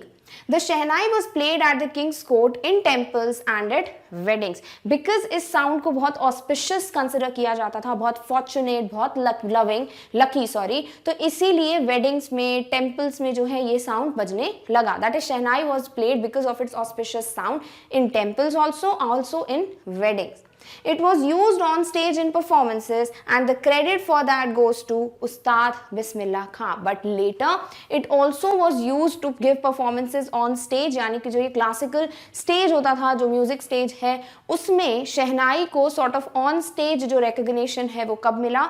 That is all which we can say the credit goes to Ustad Bismillah Khan. He was the one who brought Shehnai to be played on stage. And who is he? He was a legendary Shehnai player and people wanted to hear him play the Shehnai. He is a legendary Shehnai player and everybody loved to hear कि जब भी वो Shehnai play करते थे. तो sort of ये जो recognition था Shehnai को on stage, वो सब किसकी वजह से मिला है? उस्ताद बिस्मिल्लाह खां जी की वजह से. Clear? All right. He belonged to a renowned family of musicians and created new tunes and rags which had not been explored before. तो अब हम पढ़ रहे हैं about the person that is उस्ताद बिस्मिल्लाह खान जी. शहनाई के बारे में जो भी basic introduction था, history थी, that we have understood. Now we need to read about the person, right? तो ये जो legend हैं वो belong करते हैं already to renowned यानी कि known family of musicians. और ये जो हैं जब धीरे धीरे सीखने लगते हैं म्यूजिक या फिर धीरे धीरे शहनाई बजाना जब ये सीख लेते हैं तो he use to get inspired through that flowing water, जो कि कौन सी है, रिवर गंगा. और उससे वो इंस्पायर होकर या तो इम्प्रोवाइज करते थे, चेंजेस करते थे, या फिर इन्वेंट ही कर लेते थे न्यू राग्स, जो कि लगता था लोगों को कि ये शहनाई की रेंज से बहुत दूर है. His father Paigambar Bucks and his paternal as well as maternal uncles were shehnai players. तो ऑब्वियसली इनकी पूरी फैमिली जो है वो म्यूजिशियंस थी. इनके फादर कह लीजिए, इनके ग्रैंडफादर कह लीजिए, इनके पैटर्नल अंकल्स बोल लीजिए या मैटरनल अंकल्स बोल दीजिए, everybody use to be there in this field. और इनके जो मैटरनल अंकल हैं उनके साथ ये अकम्पनी करते थे उनको, और फिर उन्होंने शहनाई भी सीखी, उन्होंने प्ले भी की शहनाई, और इस तरीके से उनकी जो म्यूजिक जो बोल सकते हो लाइफ है वो बिगिन होती है. As a child, Bismillah Khan would visit the Biharji temple to sing the Bhojpuri Chahita, for which the local Maharaja rewarded him with a laddu weighing 1.25 kg. तो जब ये छोटे थे, obviously belong ही करते हैं to musician family, तो ये चहीता गाने जाते थे. तो ये क्या करते थे, क्योंकि इनको लड्डू चाहिए होता था ना 1.25 kg का, तो वो जाते थे बिहारजी टेम्पल पे और वहाँ पे भोजपुरी चहीता गाया करते थे. तब तक ये सॉर्ट ऑफ इस लड्डू के लिए कह सकते हो as a child, but after that वो जो है म्यूजिक सीखते हैं, he becomes inspired, and then what happens that we'll read. So at the age of 3, Bismillah Khan visited his maternal uncle Ali Bucks at Banaras. तो इनके जो maternal uncle हैं वो अपनी मम्मा जो है इनकी दैट इज उस्ताद बिस्मिल्लाह खान की, उनकी मदर इनको लेके जाती है अपने भाई के पास, that is maternal uncle of Ustad Bismillah Khan. उनका नाम क्या है, अली बख्श. तो वो जब वहाँ पर जाते थे विजिट करने, दैट इज बनारस में, he saw him playing the shehnai and was fascinated by it. तो वो जब भी शहनाई प्ले करते थे ना, तो ये जो है वहीं पे बैठ जाते थे, used to be captivated by it, और बहुत घंटों तक विदाउट कोई ब्रेक लिए वो यही सुनते रहते थे जब वो शहनाई प्ले करते थे. यानी कि this was fascinating for Ustad Bismillah Khan. At the age of 5 he started learning playing it. और जैसे ही वो 5 years के हुए तो उनकी एक sort of practice lessons जो है वो start हो गए, and then he also started how to to learn कि कैसे शहनाई बजती है. Clear? All right. He would spend hours practicing at the temple of Balaji and Mangla Maiya and by the banks of the holy river Ganga. तो उनके जो favorite haunts यानी कि favorite spots होते थे जहाँ पर ये peacefully अकेले solitude में ये practice किया करते थे शहनाई बजाना, that was number 1 temple of Balaji, then Mangla Maiya and also the river Ganga. The flowing waters of the river inspired him to improvise, and Bismillah Khan invented rags which were considered to be beyond the range of शहनाई. तो ये जो flowing water होती थी ना गंगा की, that kind of inspired him, that kind of motivated him to either improvise the rag or to invent a new rag. या तो थोड़ा modification करना किसी राग में, या फिर all पूरा discover करना राग को. ये दो चीजें जो हैं वो उनको किससे मिलती थी, from this flowing water that is river Ganga. और ये जो राग उन्होंने या तो इम्प्रोवाइज किया या उन्होंने इन्वेंट किया, वो लोगों के लिए ऐसा था कि शहनाई की रेंज से बहुत दूर है. यानी just by shehnai you can't discover these ragas, but Ustad Bismillah Khan did, and therefore indeed he is a legend. At the age of 14, he performed at the Allahabad Music Conference and his talent was appreciated by Ustad Faiz Khan. तो हमें पता है used to accompany his maternal uncle Ali Bucks. तो एक बार ये Allahabad music conference जो है उसमें भी अपने अंकल के साथ जाते हैं, and he played there his शहनाई. ठीक है. Now after his performance was done, after he recited, उसके बाद वहाँ पर जो एक फेमस उस्ताद फैयज खान जी थे, क्योंकि एक म्यूजिक कॉन्फ्रेंस थी, बहुत भी म्यूजिशियंस होंगे, तो उस्ताद फैयज खान जो he came, he patted this young boy and he said to him that work hard and you shall get a lot in your life. तो वो जो चीज़ है ना, वो सॉर्ट ऑफ उनको जो एप्रिसिएशन मिला, because he could identify that is Ustad Faiyaz Khan, that potential in this young boy who is Bismillah Khan. Clear? With the opening of the All India Radio in Lucknow in 1938 came Bismillah's big break. और बिस्मिल्लाह खान जी की life का सबसे बड़ा break उनको कब मिलता है, जब ऑल इंडिया रेडियो खुलता है 1938 में, that too in Lucknow. He soon became an often heard shehnai player on radio. और सबसे ज्यादा सुनने वाले लोग जिनको पसंद करते थे, audience used to hear a lot, that is shehnai वादक, जो कि कौन है, Bismillah Khan. The day India gained independence on 15 August 1947। इसके बाद एक और जो बहुत बड़ी चीज है वो ये है कि जब इंडिया को इंडिपेंडेंस मिला, that is on 15th of August in 1947, that time Bismillah Khan performed from the Red Fort and became the first Indian to greet the country through his shehnai. So he was the very first Indian जो कि उस वक्त शहनाई के through greet करते हैं पूरी audience को, and that audience also included Mahatma Gandhi and Pandit Jawaharlal Nehru ji. तो ही वॉज द वन जो कि एक फर्स्ट इंडियन थे who became the first Indian to greet the audience on this day, that is independence day of India, जब हमें independence मिला on 15th August 1947. He recited Raag Kafi, which was followed by Pandit Jawaharlal Nehru's famous Tryst with Destiny speech. तो जवाहरलाल नेहरू जी की जो speech है उसके पहले इनका राग काफी जो है वो प्ले करते हैं किस पे, शहनाई पे, and this is something which was a very big thing in life of Ustad Bismillah Khan. Bismillah Khan performed all around the world, so it was not like he only performed in India but also he performed abroad. His first foreign performance was in Afghanistan, where the king was so impressed that he gifted him a priceless Persian carpet and many souvenirs. तो जब वो अफगानिस्तान जाते हैं, that was his first performance abroad. तो उस वक्त जो है, जो किंग थे वहाँ कर, इनकी परफॉर्मेंस के बाद इतने ज़्यादा खुश हो जाते हैं, इतने ज़्यादा बोल सकते हो कैप्चर हो जाते हैं उनकी परफॉर्मेंस में, कि वो उनको एक प्राइसलेस पर्शियन कार्पेट गिफ्ट करते हैं, एंड ऑल्सो बाकी सुवीनियर्स जो कि उस जगह की सॉर्ट ऑफ मेमोरीज हैं, वैसी चीज़ें उनको गिफ्ट भी करते हैं.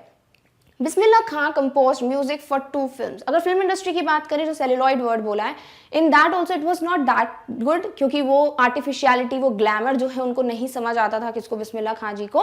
बट फिर भी उन्होंने 2 जो मूवीज हैं वो कंपोज की हैं उनके songs. One was that was directed by Vijay Bhatt, and the movie was Goonj Uthi Shehnai, and the other one was Kannada film which was Sanadi Appanna by Vikram Srinivas. तो ये दोनों जो मूवीज हैं उनमें उन्होंने अपना सॉन्ग दिया है. इस मूवी का सॉन्ग दैट इज गूंज उठी शहनाई का जो सॉन्ग उन्होंने कंपोज किया था, that was a chart buster. But definitely I think, और he has said also that उनके जो टर्म्स हैं वो इस ग्लैमर, इस आर्टिफिशियलिटी पे नहीं फॉलो पा रहे थे. That's why he did not continue with more compositions in this music industry, नहीं sorry, in the film industry. Clear? Alright. He was the first Indian to perform at the Lincoln Center Hall in the USA. और ये जो Lincoln Center Hall है, which is a very prestigious place, वहाँ पर सबसे पहले Indian to perform was Ustad Bismillah Khan. He also performed at Montreal, Cannes and Tokyo. तो different fairs, different festivals जो होते हैं वहाँ पे भी वो perform कर चुके हैं. In Tehran, an auditorium was named after him, that was Tahar Mausiqui Ustad Bismillah Khan, and he was so famous that even जब वो तेहरान में गए थे परफॉर्म करने, तो वहाँ का जो एक ऑडिटोरियम है उसका नाम ही उनके नाम के पीछे रख दिया, and that was Tahar Mausiqui Ustad Bismillah Khan. Ustad Bismillah Khan was awarded national awards like Padma Shri, Padma Bhushan and Padma Vibhushan. In 2001, Ustad Bismillah Khan was awarded India's highest civilian award, that is the Bharat Ratna. So he was awarded with all the national awards, whether it was a Padma Shri, Padma Vibhushan or Padma Bhushan, and also he was awarded with highest civilian award जो होता है, that is the Bharat Ratna, that too in 2001. He said that music is India's richest heritage and had to be taught to the children. वो सिर्फ यही कहते हैं अपनी speech में कि इंडिया में जो म्यूजिक है वो सबसे बड़ा रिच हेरिटेज है इंडिया का, and you should teach your children music because it's good, and even the west people are learning music, ये भी बोलते हैं वो स्पीच में, तो why not we. So definitely you should teach your children music. That is something जो उस्ताद बिस्मिल्लाह खां कहते थे. Clear? All right. Although he had traveled all over the world, he was attached to Damrao and Banaras. भले ही उन्होंने पूरा world travel कर लिया हो, but उनके लिए जो उनके टाउन थे, जो रिवर गंगा थी, टेम्पल्स थे, वो बहुत ही क्लोजली कनेक्टेड थे उससे, एंड ही फेल्ट दैट सबसे ब्यूटीफुल, सबसे बेस्ट, वंडरफुल टाउन्स अगर पूरे वर्ल्ड में कोई हैं तो वो सिर्फ दमराव और बनारस हैं. Once a student asked him to set up a Shehnai school in the USA and promised to recreate the temples of Banaras there. One day क्या होता है, उनका जो एक स्टूडेंट होता है वो बोलते हैं you just come and head one of the schools in जो शहनाई के लिए हो in USA, और I will make sure that I replicate और copy the entire जो भी environment है, temples है किसके, बनारस के, in USA.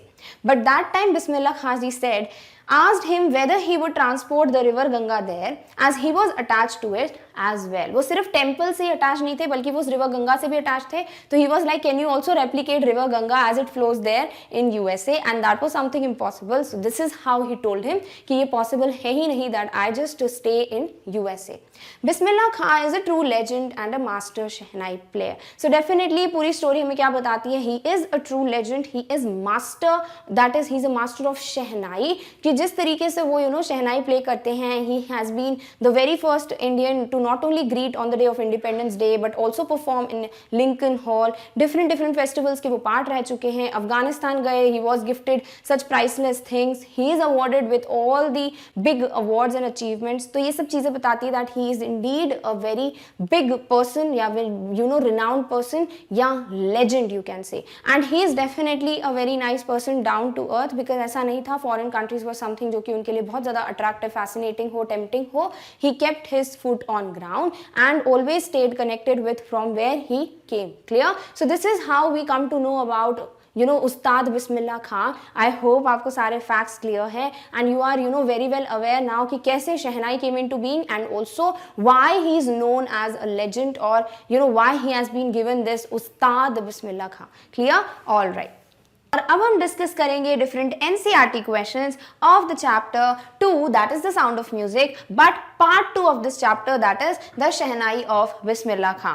तो हमने already line by line explanation और समरी जो है वो देख ली है of this chapter of this story that is about a legend that is Ustad Bismillah Khan. तो ये जो है नाम that is a legendary name in the field of music and that too specifically related to shehnai. इसीलिए नाम दिया गया है द शहनाई ऑफ बिस्मिल्लाह खां. तो इस पूरे चैप्टर में आपको जो क्वेश्चंस पॉसिबल हैं, ऑब्वियसली जो एनसीईआरटी क्वेश्चंस है वो तो हम आंसर करेंगे ही, but apart from that we should definitely try to discuss the summary of this chapter once again based on the view कि किस टाइप के क्वेश्चंस आ सकते हैं.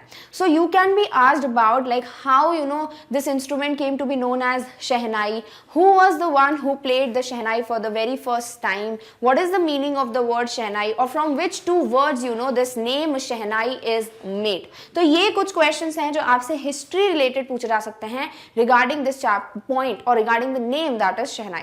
तो हमें पता है कि औरंगजेब जो है a Mughal emperor, he banned an instrument which was known as पुंगी.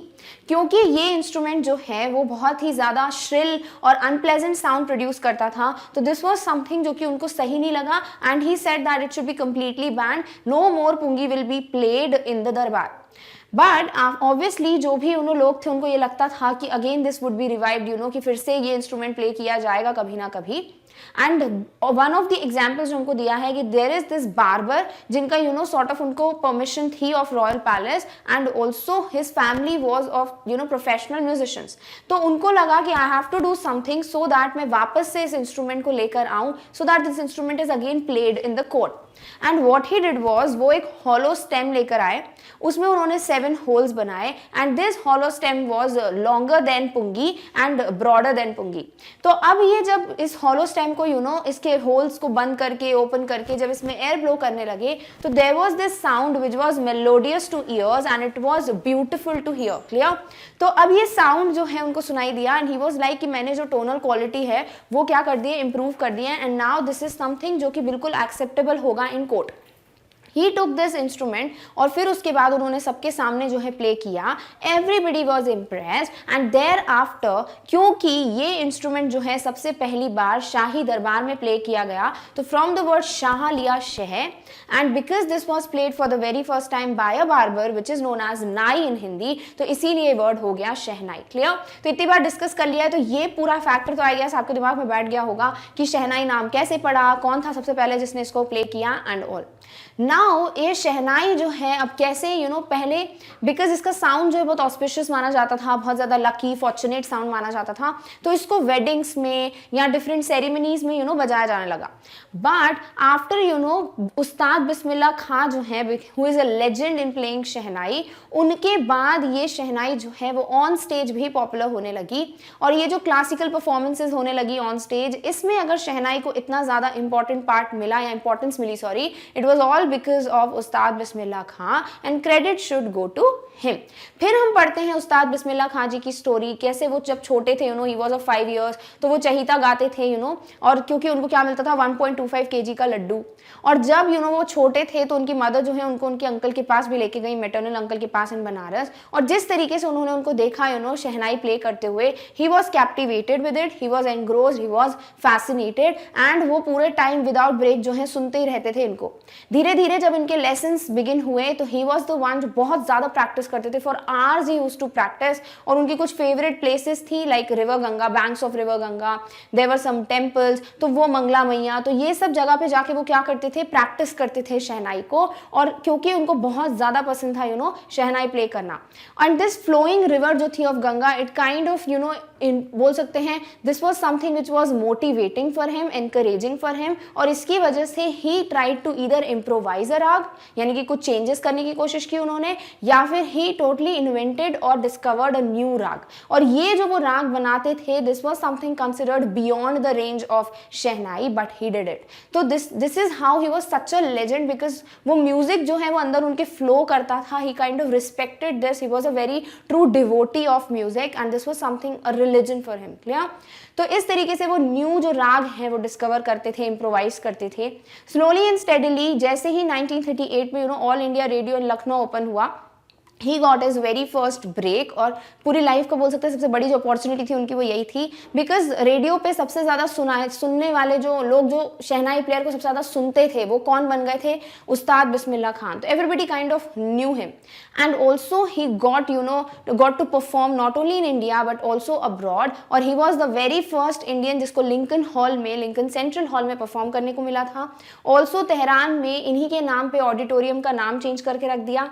Also जब ये अफगानिस्तान गए थे, which was his very first foreign trip for the performance, उसके बाद जब उनकी परफॉर्मेंस एंड हुई तो वहाँ के जो किंग थे वो इतने ज़्यादा इम्प्रेस हो गए थे, इतने ज़्यादा फैसिनेट हो गए थे इनकी परफॉर्मेंस से, कि इनको एक प्राइसलेस पर्शियन कार्पेट गिफ्ट किया, और बाकी और भी जो सुवीनियर्स थे वहाँ के वो भी इनको गिफ्ट किए।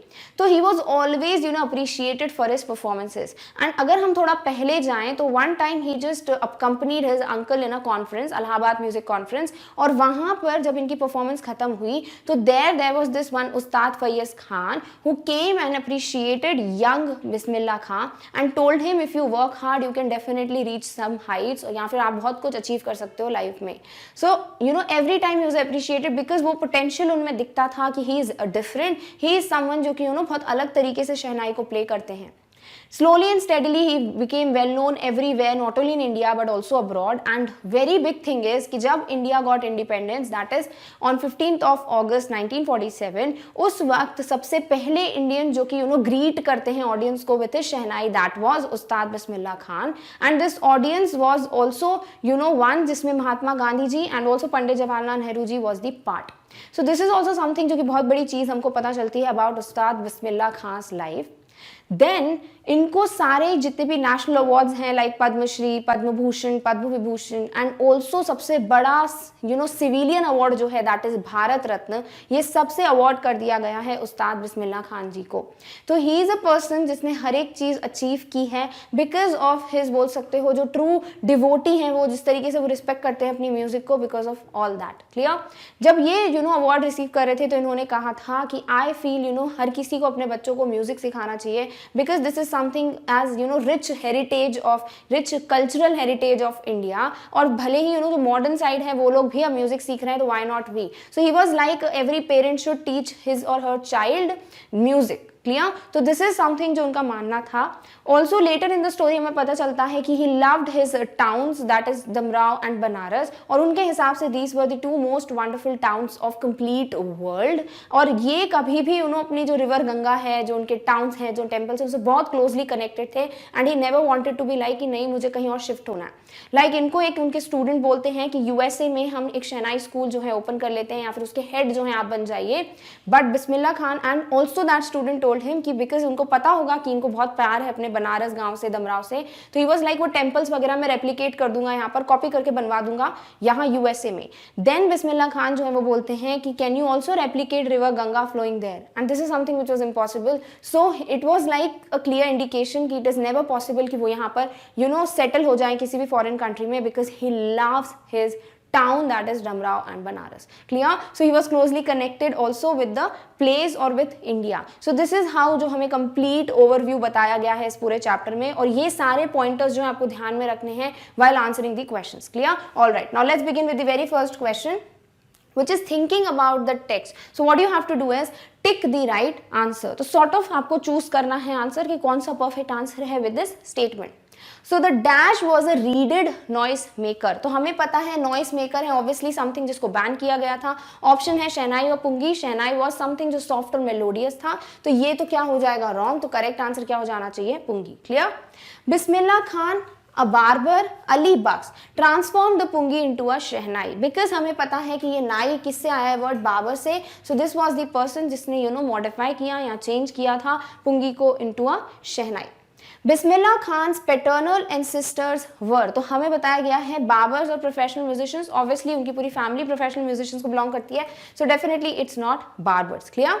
बिस्मिल्लाह Khan learn to play the shehnai from, तो हमें पता है कि उन्होंने जो है कंपनी करना स्टार्ट कर दिया था किसको, अपने अंकल को, मेटरनल अंकल को, अली बख्श, और उन्हीं से वो सीख रहे थे। तो यहाँ पे अली बख्श शुड बी द आंसर, जो कि क्या है, वो पर्सन जिन्होंने इनको शहनाई सिखाई। Clear? All right. Next is Bismillah Khan's first trip abroad was to, very easy, Afghanistan. Clear? Afghanistan वो प्लेस थी जहां सबसे पहली उनकी फॉरेन परफॉर्मेंस बोल लीजिए, सबसे पहली ट्रिप थी उनकी abroad. Clear? All right. So हमारे जो कंप्लीट आंसर्स हैं, लेट्स रीड देम अगेन, कि the pungi was a reeded noise maker, a barber transform the pungi into a shehnai, Bismillah Khan's paternal ancestors were professional musicians, Bismillah Khan learn to play the shehnai from Ali Bucks, his maternal uncle, and Bismillah Khan's first trip abroad was to Afghanistan, जहाँ पे उनको priceless Persian carpet और other souvenirs gift किए गए थे। Clear? All right. Next is find the words in the text which show Ustad Bismillah Khan's feelings about the items listed below. Then mark a tick in the correct column. Discuss your answers in the class. तो देखो हम क्या करेंगे, ये जो tick mark करना है ना हमको, वो कर लेंगे, एंड ऑल्सो वो सेंटेंसेस जो है आपको डायरेक्टली समझ आ जाएंगे, हम वो डिस्कस कर लेंगे। We will not write them all together. हम देख लेंगे कि कौन से जो चीज़ें हमें याद हैं कि जहाँ से प्रूफ होता है कि उनका जो ये एक मीनिंग था वो क्या था, वो क्या फील करते थे इन चीज़ों से रिलेटेड। क्लियर? तो जैसे हमको गिवन है टीचिंग चिल्ड्रन म्यूजिक, तो यहाँ हमको कॉलम दिए हैं पॉजिटिव, नेगेटिव, न्यूट्रल, कि उनकी फीलिंग क्या थी, वेदर ही वाज हैप्पी और okay with it, weather he was like उनको नहीं पसंद था, और न्यूट्रल यानी उनको कोई फर्क नहीं पड़ता था हो या ना हो। क्लियर? तो ऐसी ही चीजें दी गई हैं, जैसे टीचिंग चिल्ड्रन म्यूजिक, तो उनको जो है उन्होंने बोला है ना भारत रत्न की जब उनको अवार्ड मिलता है, स्पीच में बोला है कि every parent should teach their child music, that would be the statement. तो हम बोल सकते हैं ये क्या है, पॉजिटिव है for Bismillah Khan. Next the film world, तो फिल्म वर्ल्ड के लिए उन्होंने क्या बोला है कि वो जो आर्टिफिशियलिटी और जो ग्लैमर है वो उनके लिए सही नहीं लग रहा था उनको, तो वो चीज क्या हो गई, नेगेटिव। तो वो पर्टिकुलर स्टेटमेंट क्या हो जाएगा, आंसर, जो कि प्रूफ करता है कि ये क्या थी, negative feeling for Ustad Bismillah Khan. Next is migrating to USA, obviously अपनी कंट्री छोड़ के जाना उनके लिए बिल्कुल पॉजिटिव नहीं है, it is negative and not neutral, जैसे कुछ भी चलेगा ऐसा कुछ नहीं है।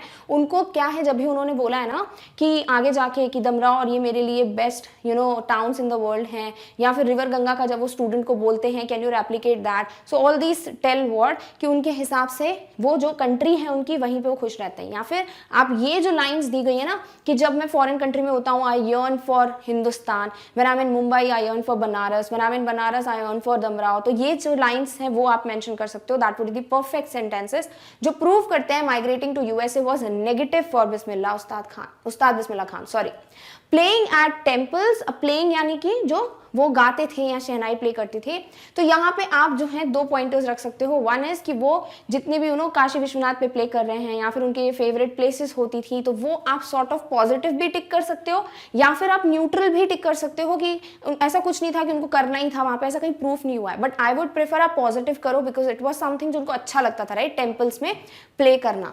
Next is getting the Bharat Ratna, obviously it was positive for him because it is the highest civilian award.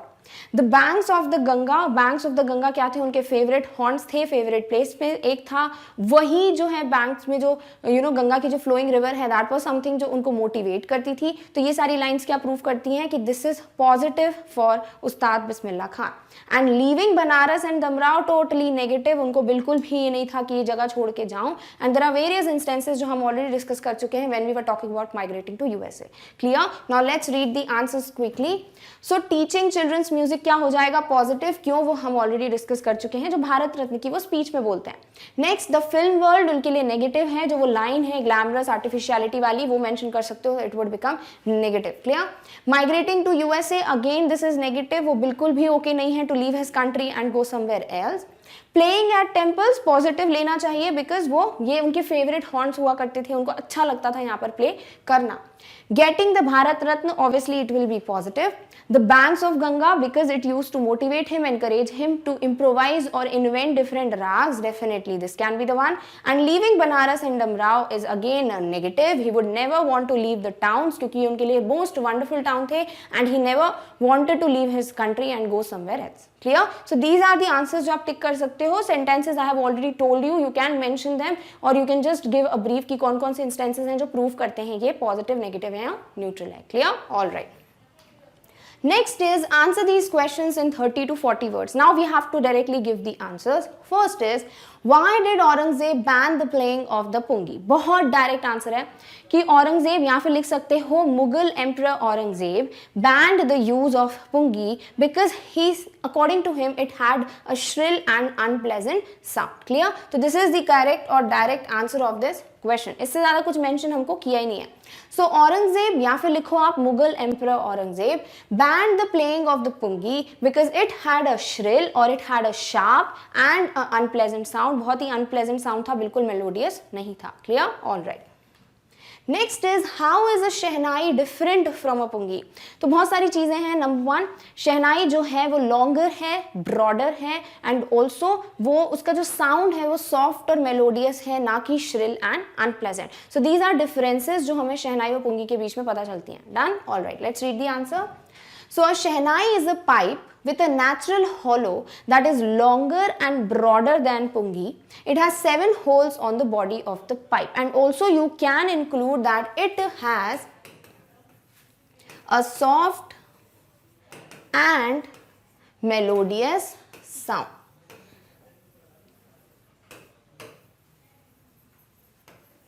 Clear? तो आप इस आंसर में ये भी मेंशन कर सकते हो कि शहनाई एक पाइप है, definitely it's hollow and it is longer and broader than पुंगी.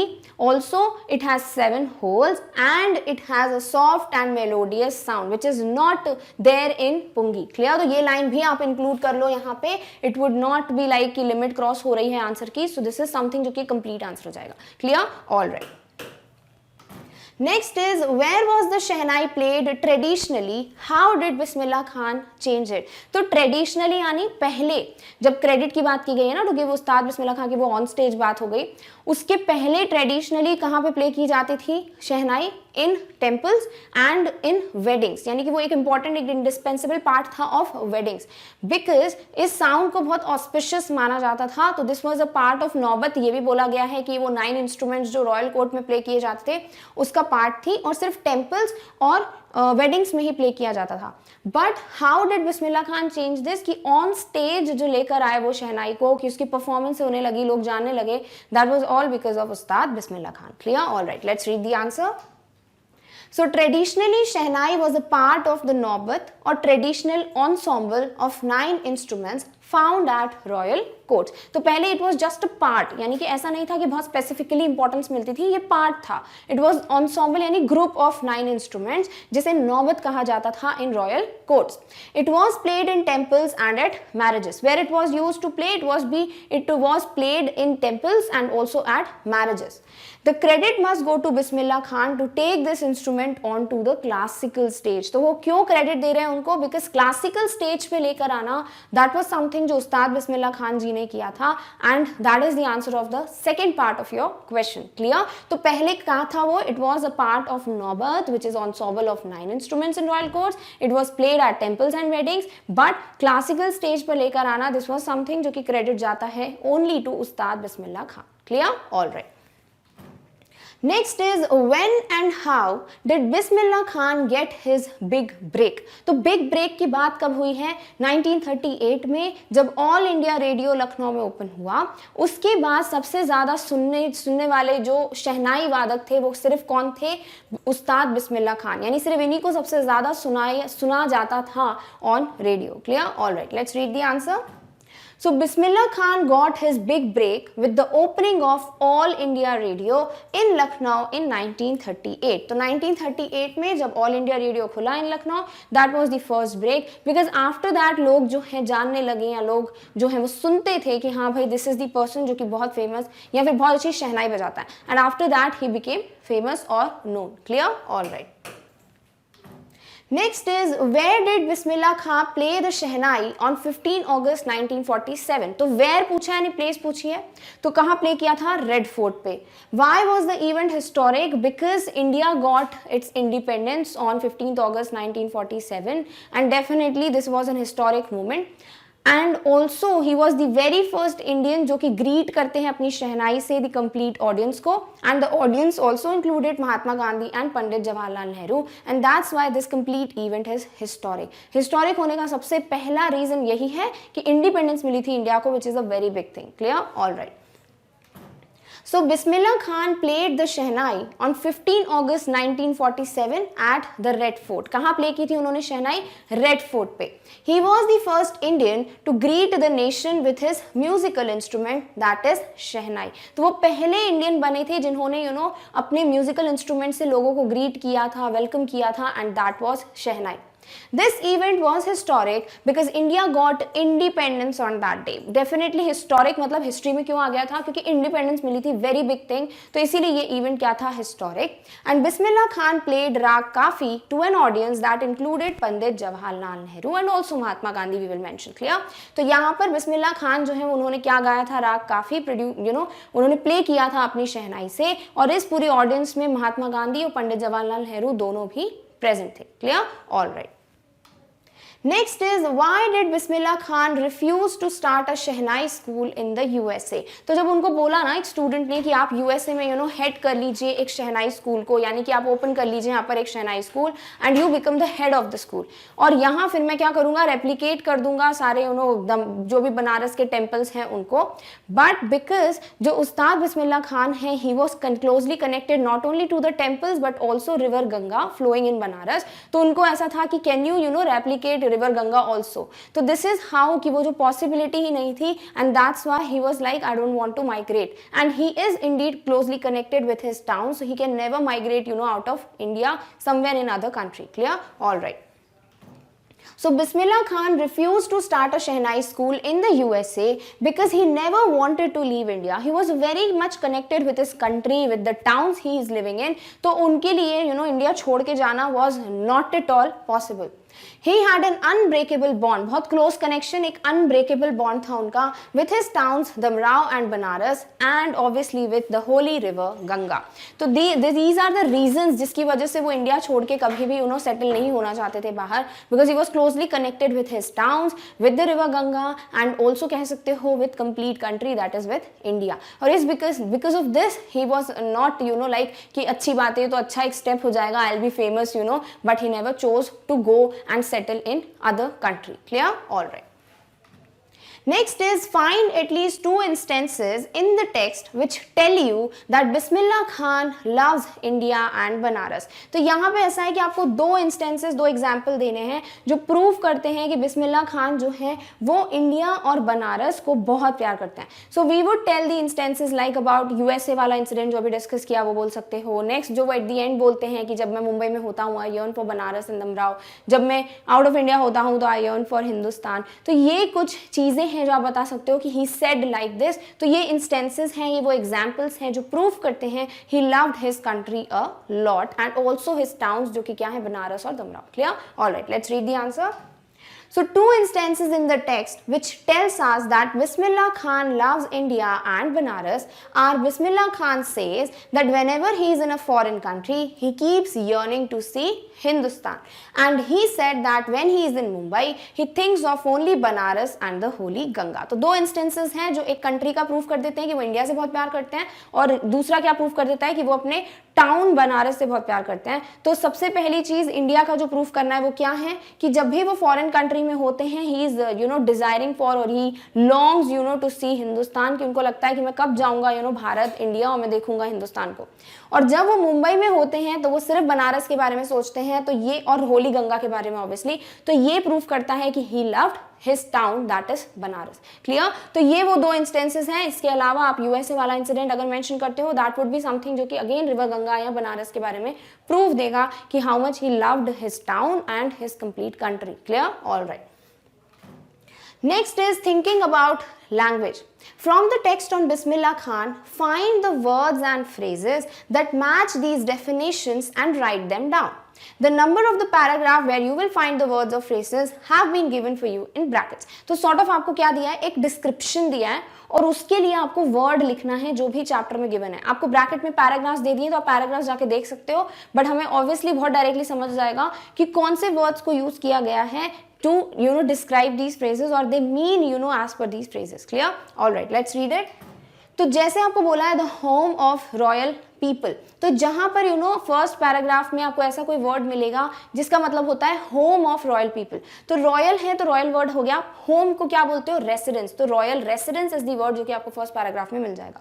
Next, the state of being alone. तो जब ये बोला गया है ना कि उनके फेवरेट प्लेसेस कौन कौन सी थी to play shehnai, it was to play shehnai in solitude, यानी कि अकेले रहकर पीसफुली वो शहनाई को प्ले करना चाहते थे इन जगहों पे. तो solitude would be the word which tells you the meaning of state of being alone. Clear?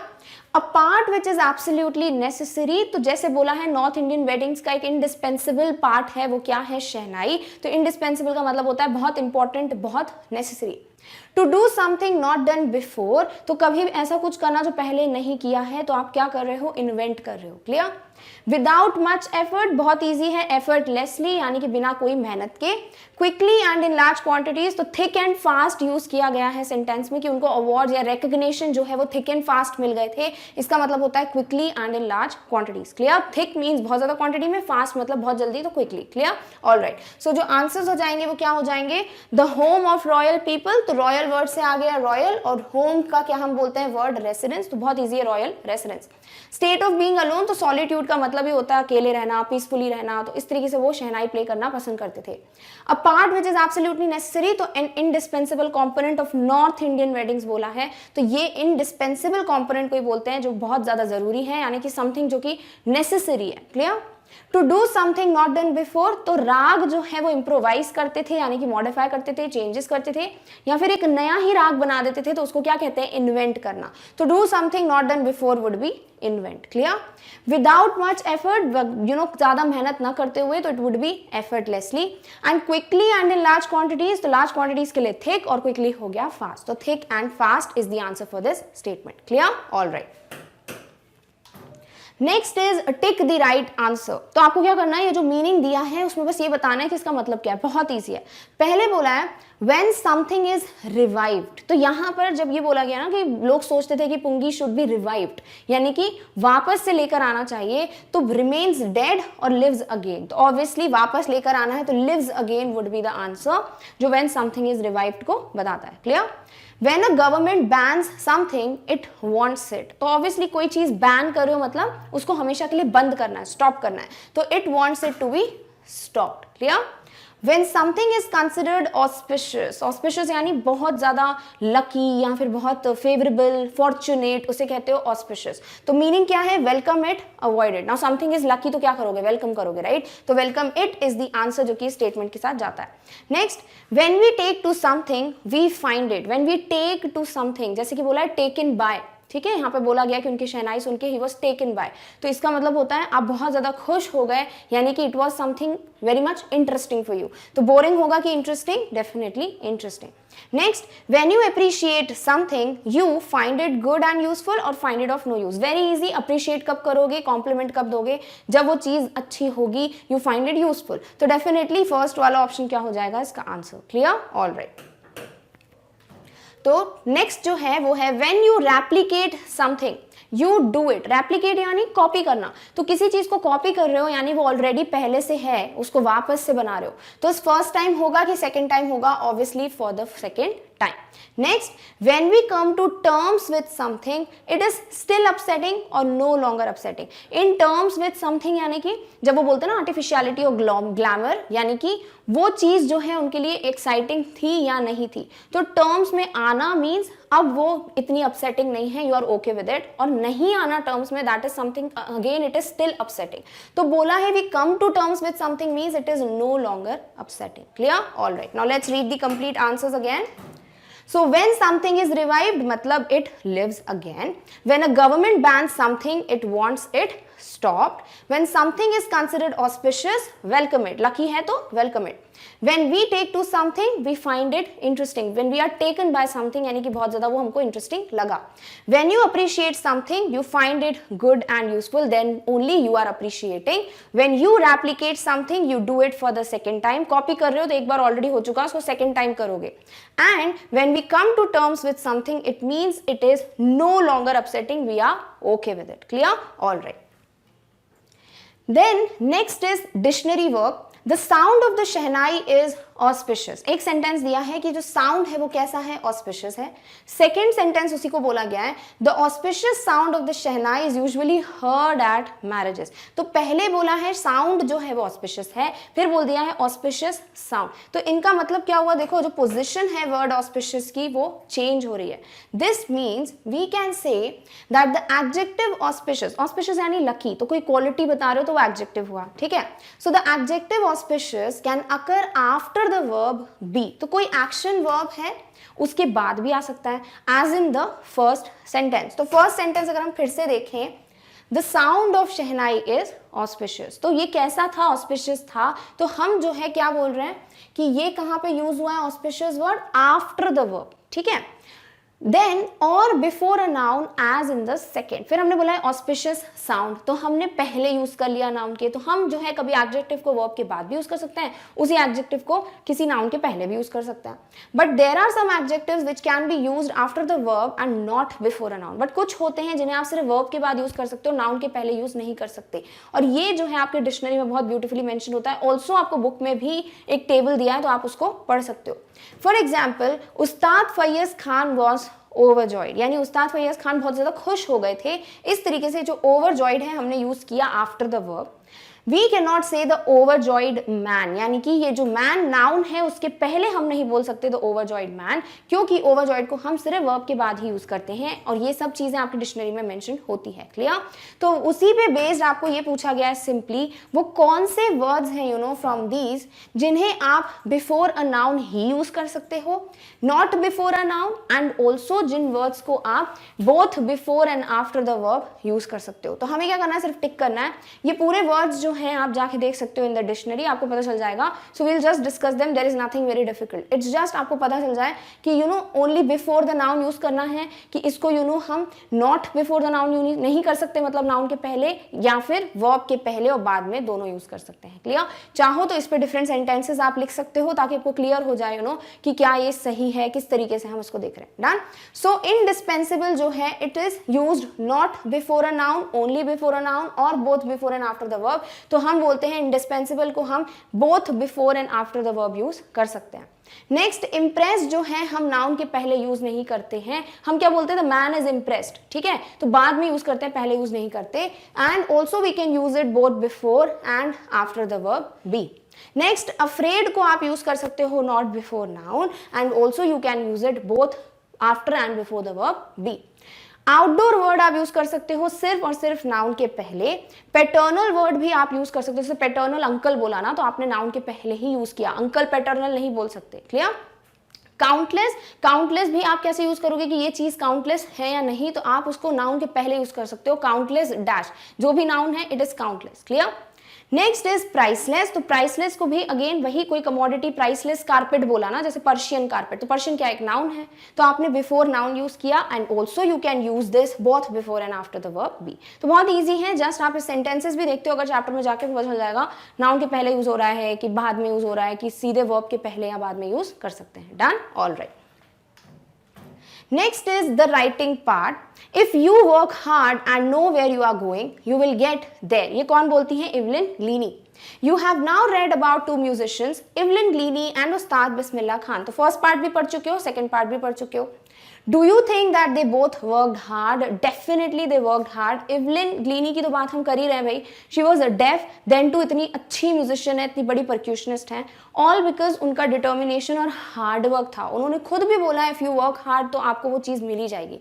तो they both worked hard। अब उस्ताद बिस्मिल्लाह खान जी की भी बात करें तो वो जिस तरीके से अकेले बैठ के शहनाई प्ले करते थे घंटों तक, प्रैक्टिस्ड फॉर आवर्स, और सॉलिट्यूड में बैठ के use to invent and improvise ragas, तो दिस इज समथिंग जो ऐसी तो हो नहीं जाएगा, इट रिक्वायर्स हार्ड वर्क। और वहां तक पहुंचना जो भारत रत्न रिसीव करना, पद्मश्री, पद्म भूषण, पद्म विभूषण रिसीव करना, इट इज नॉट समथिंग जो ऐसे ही मिल जाएगा, right? It is not a cakewalk, इतना ईजी नहीं होता।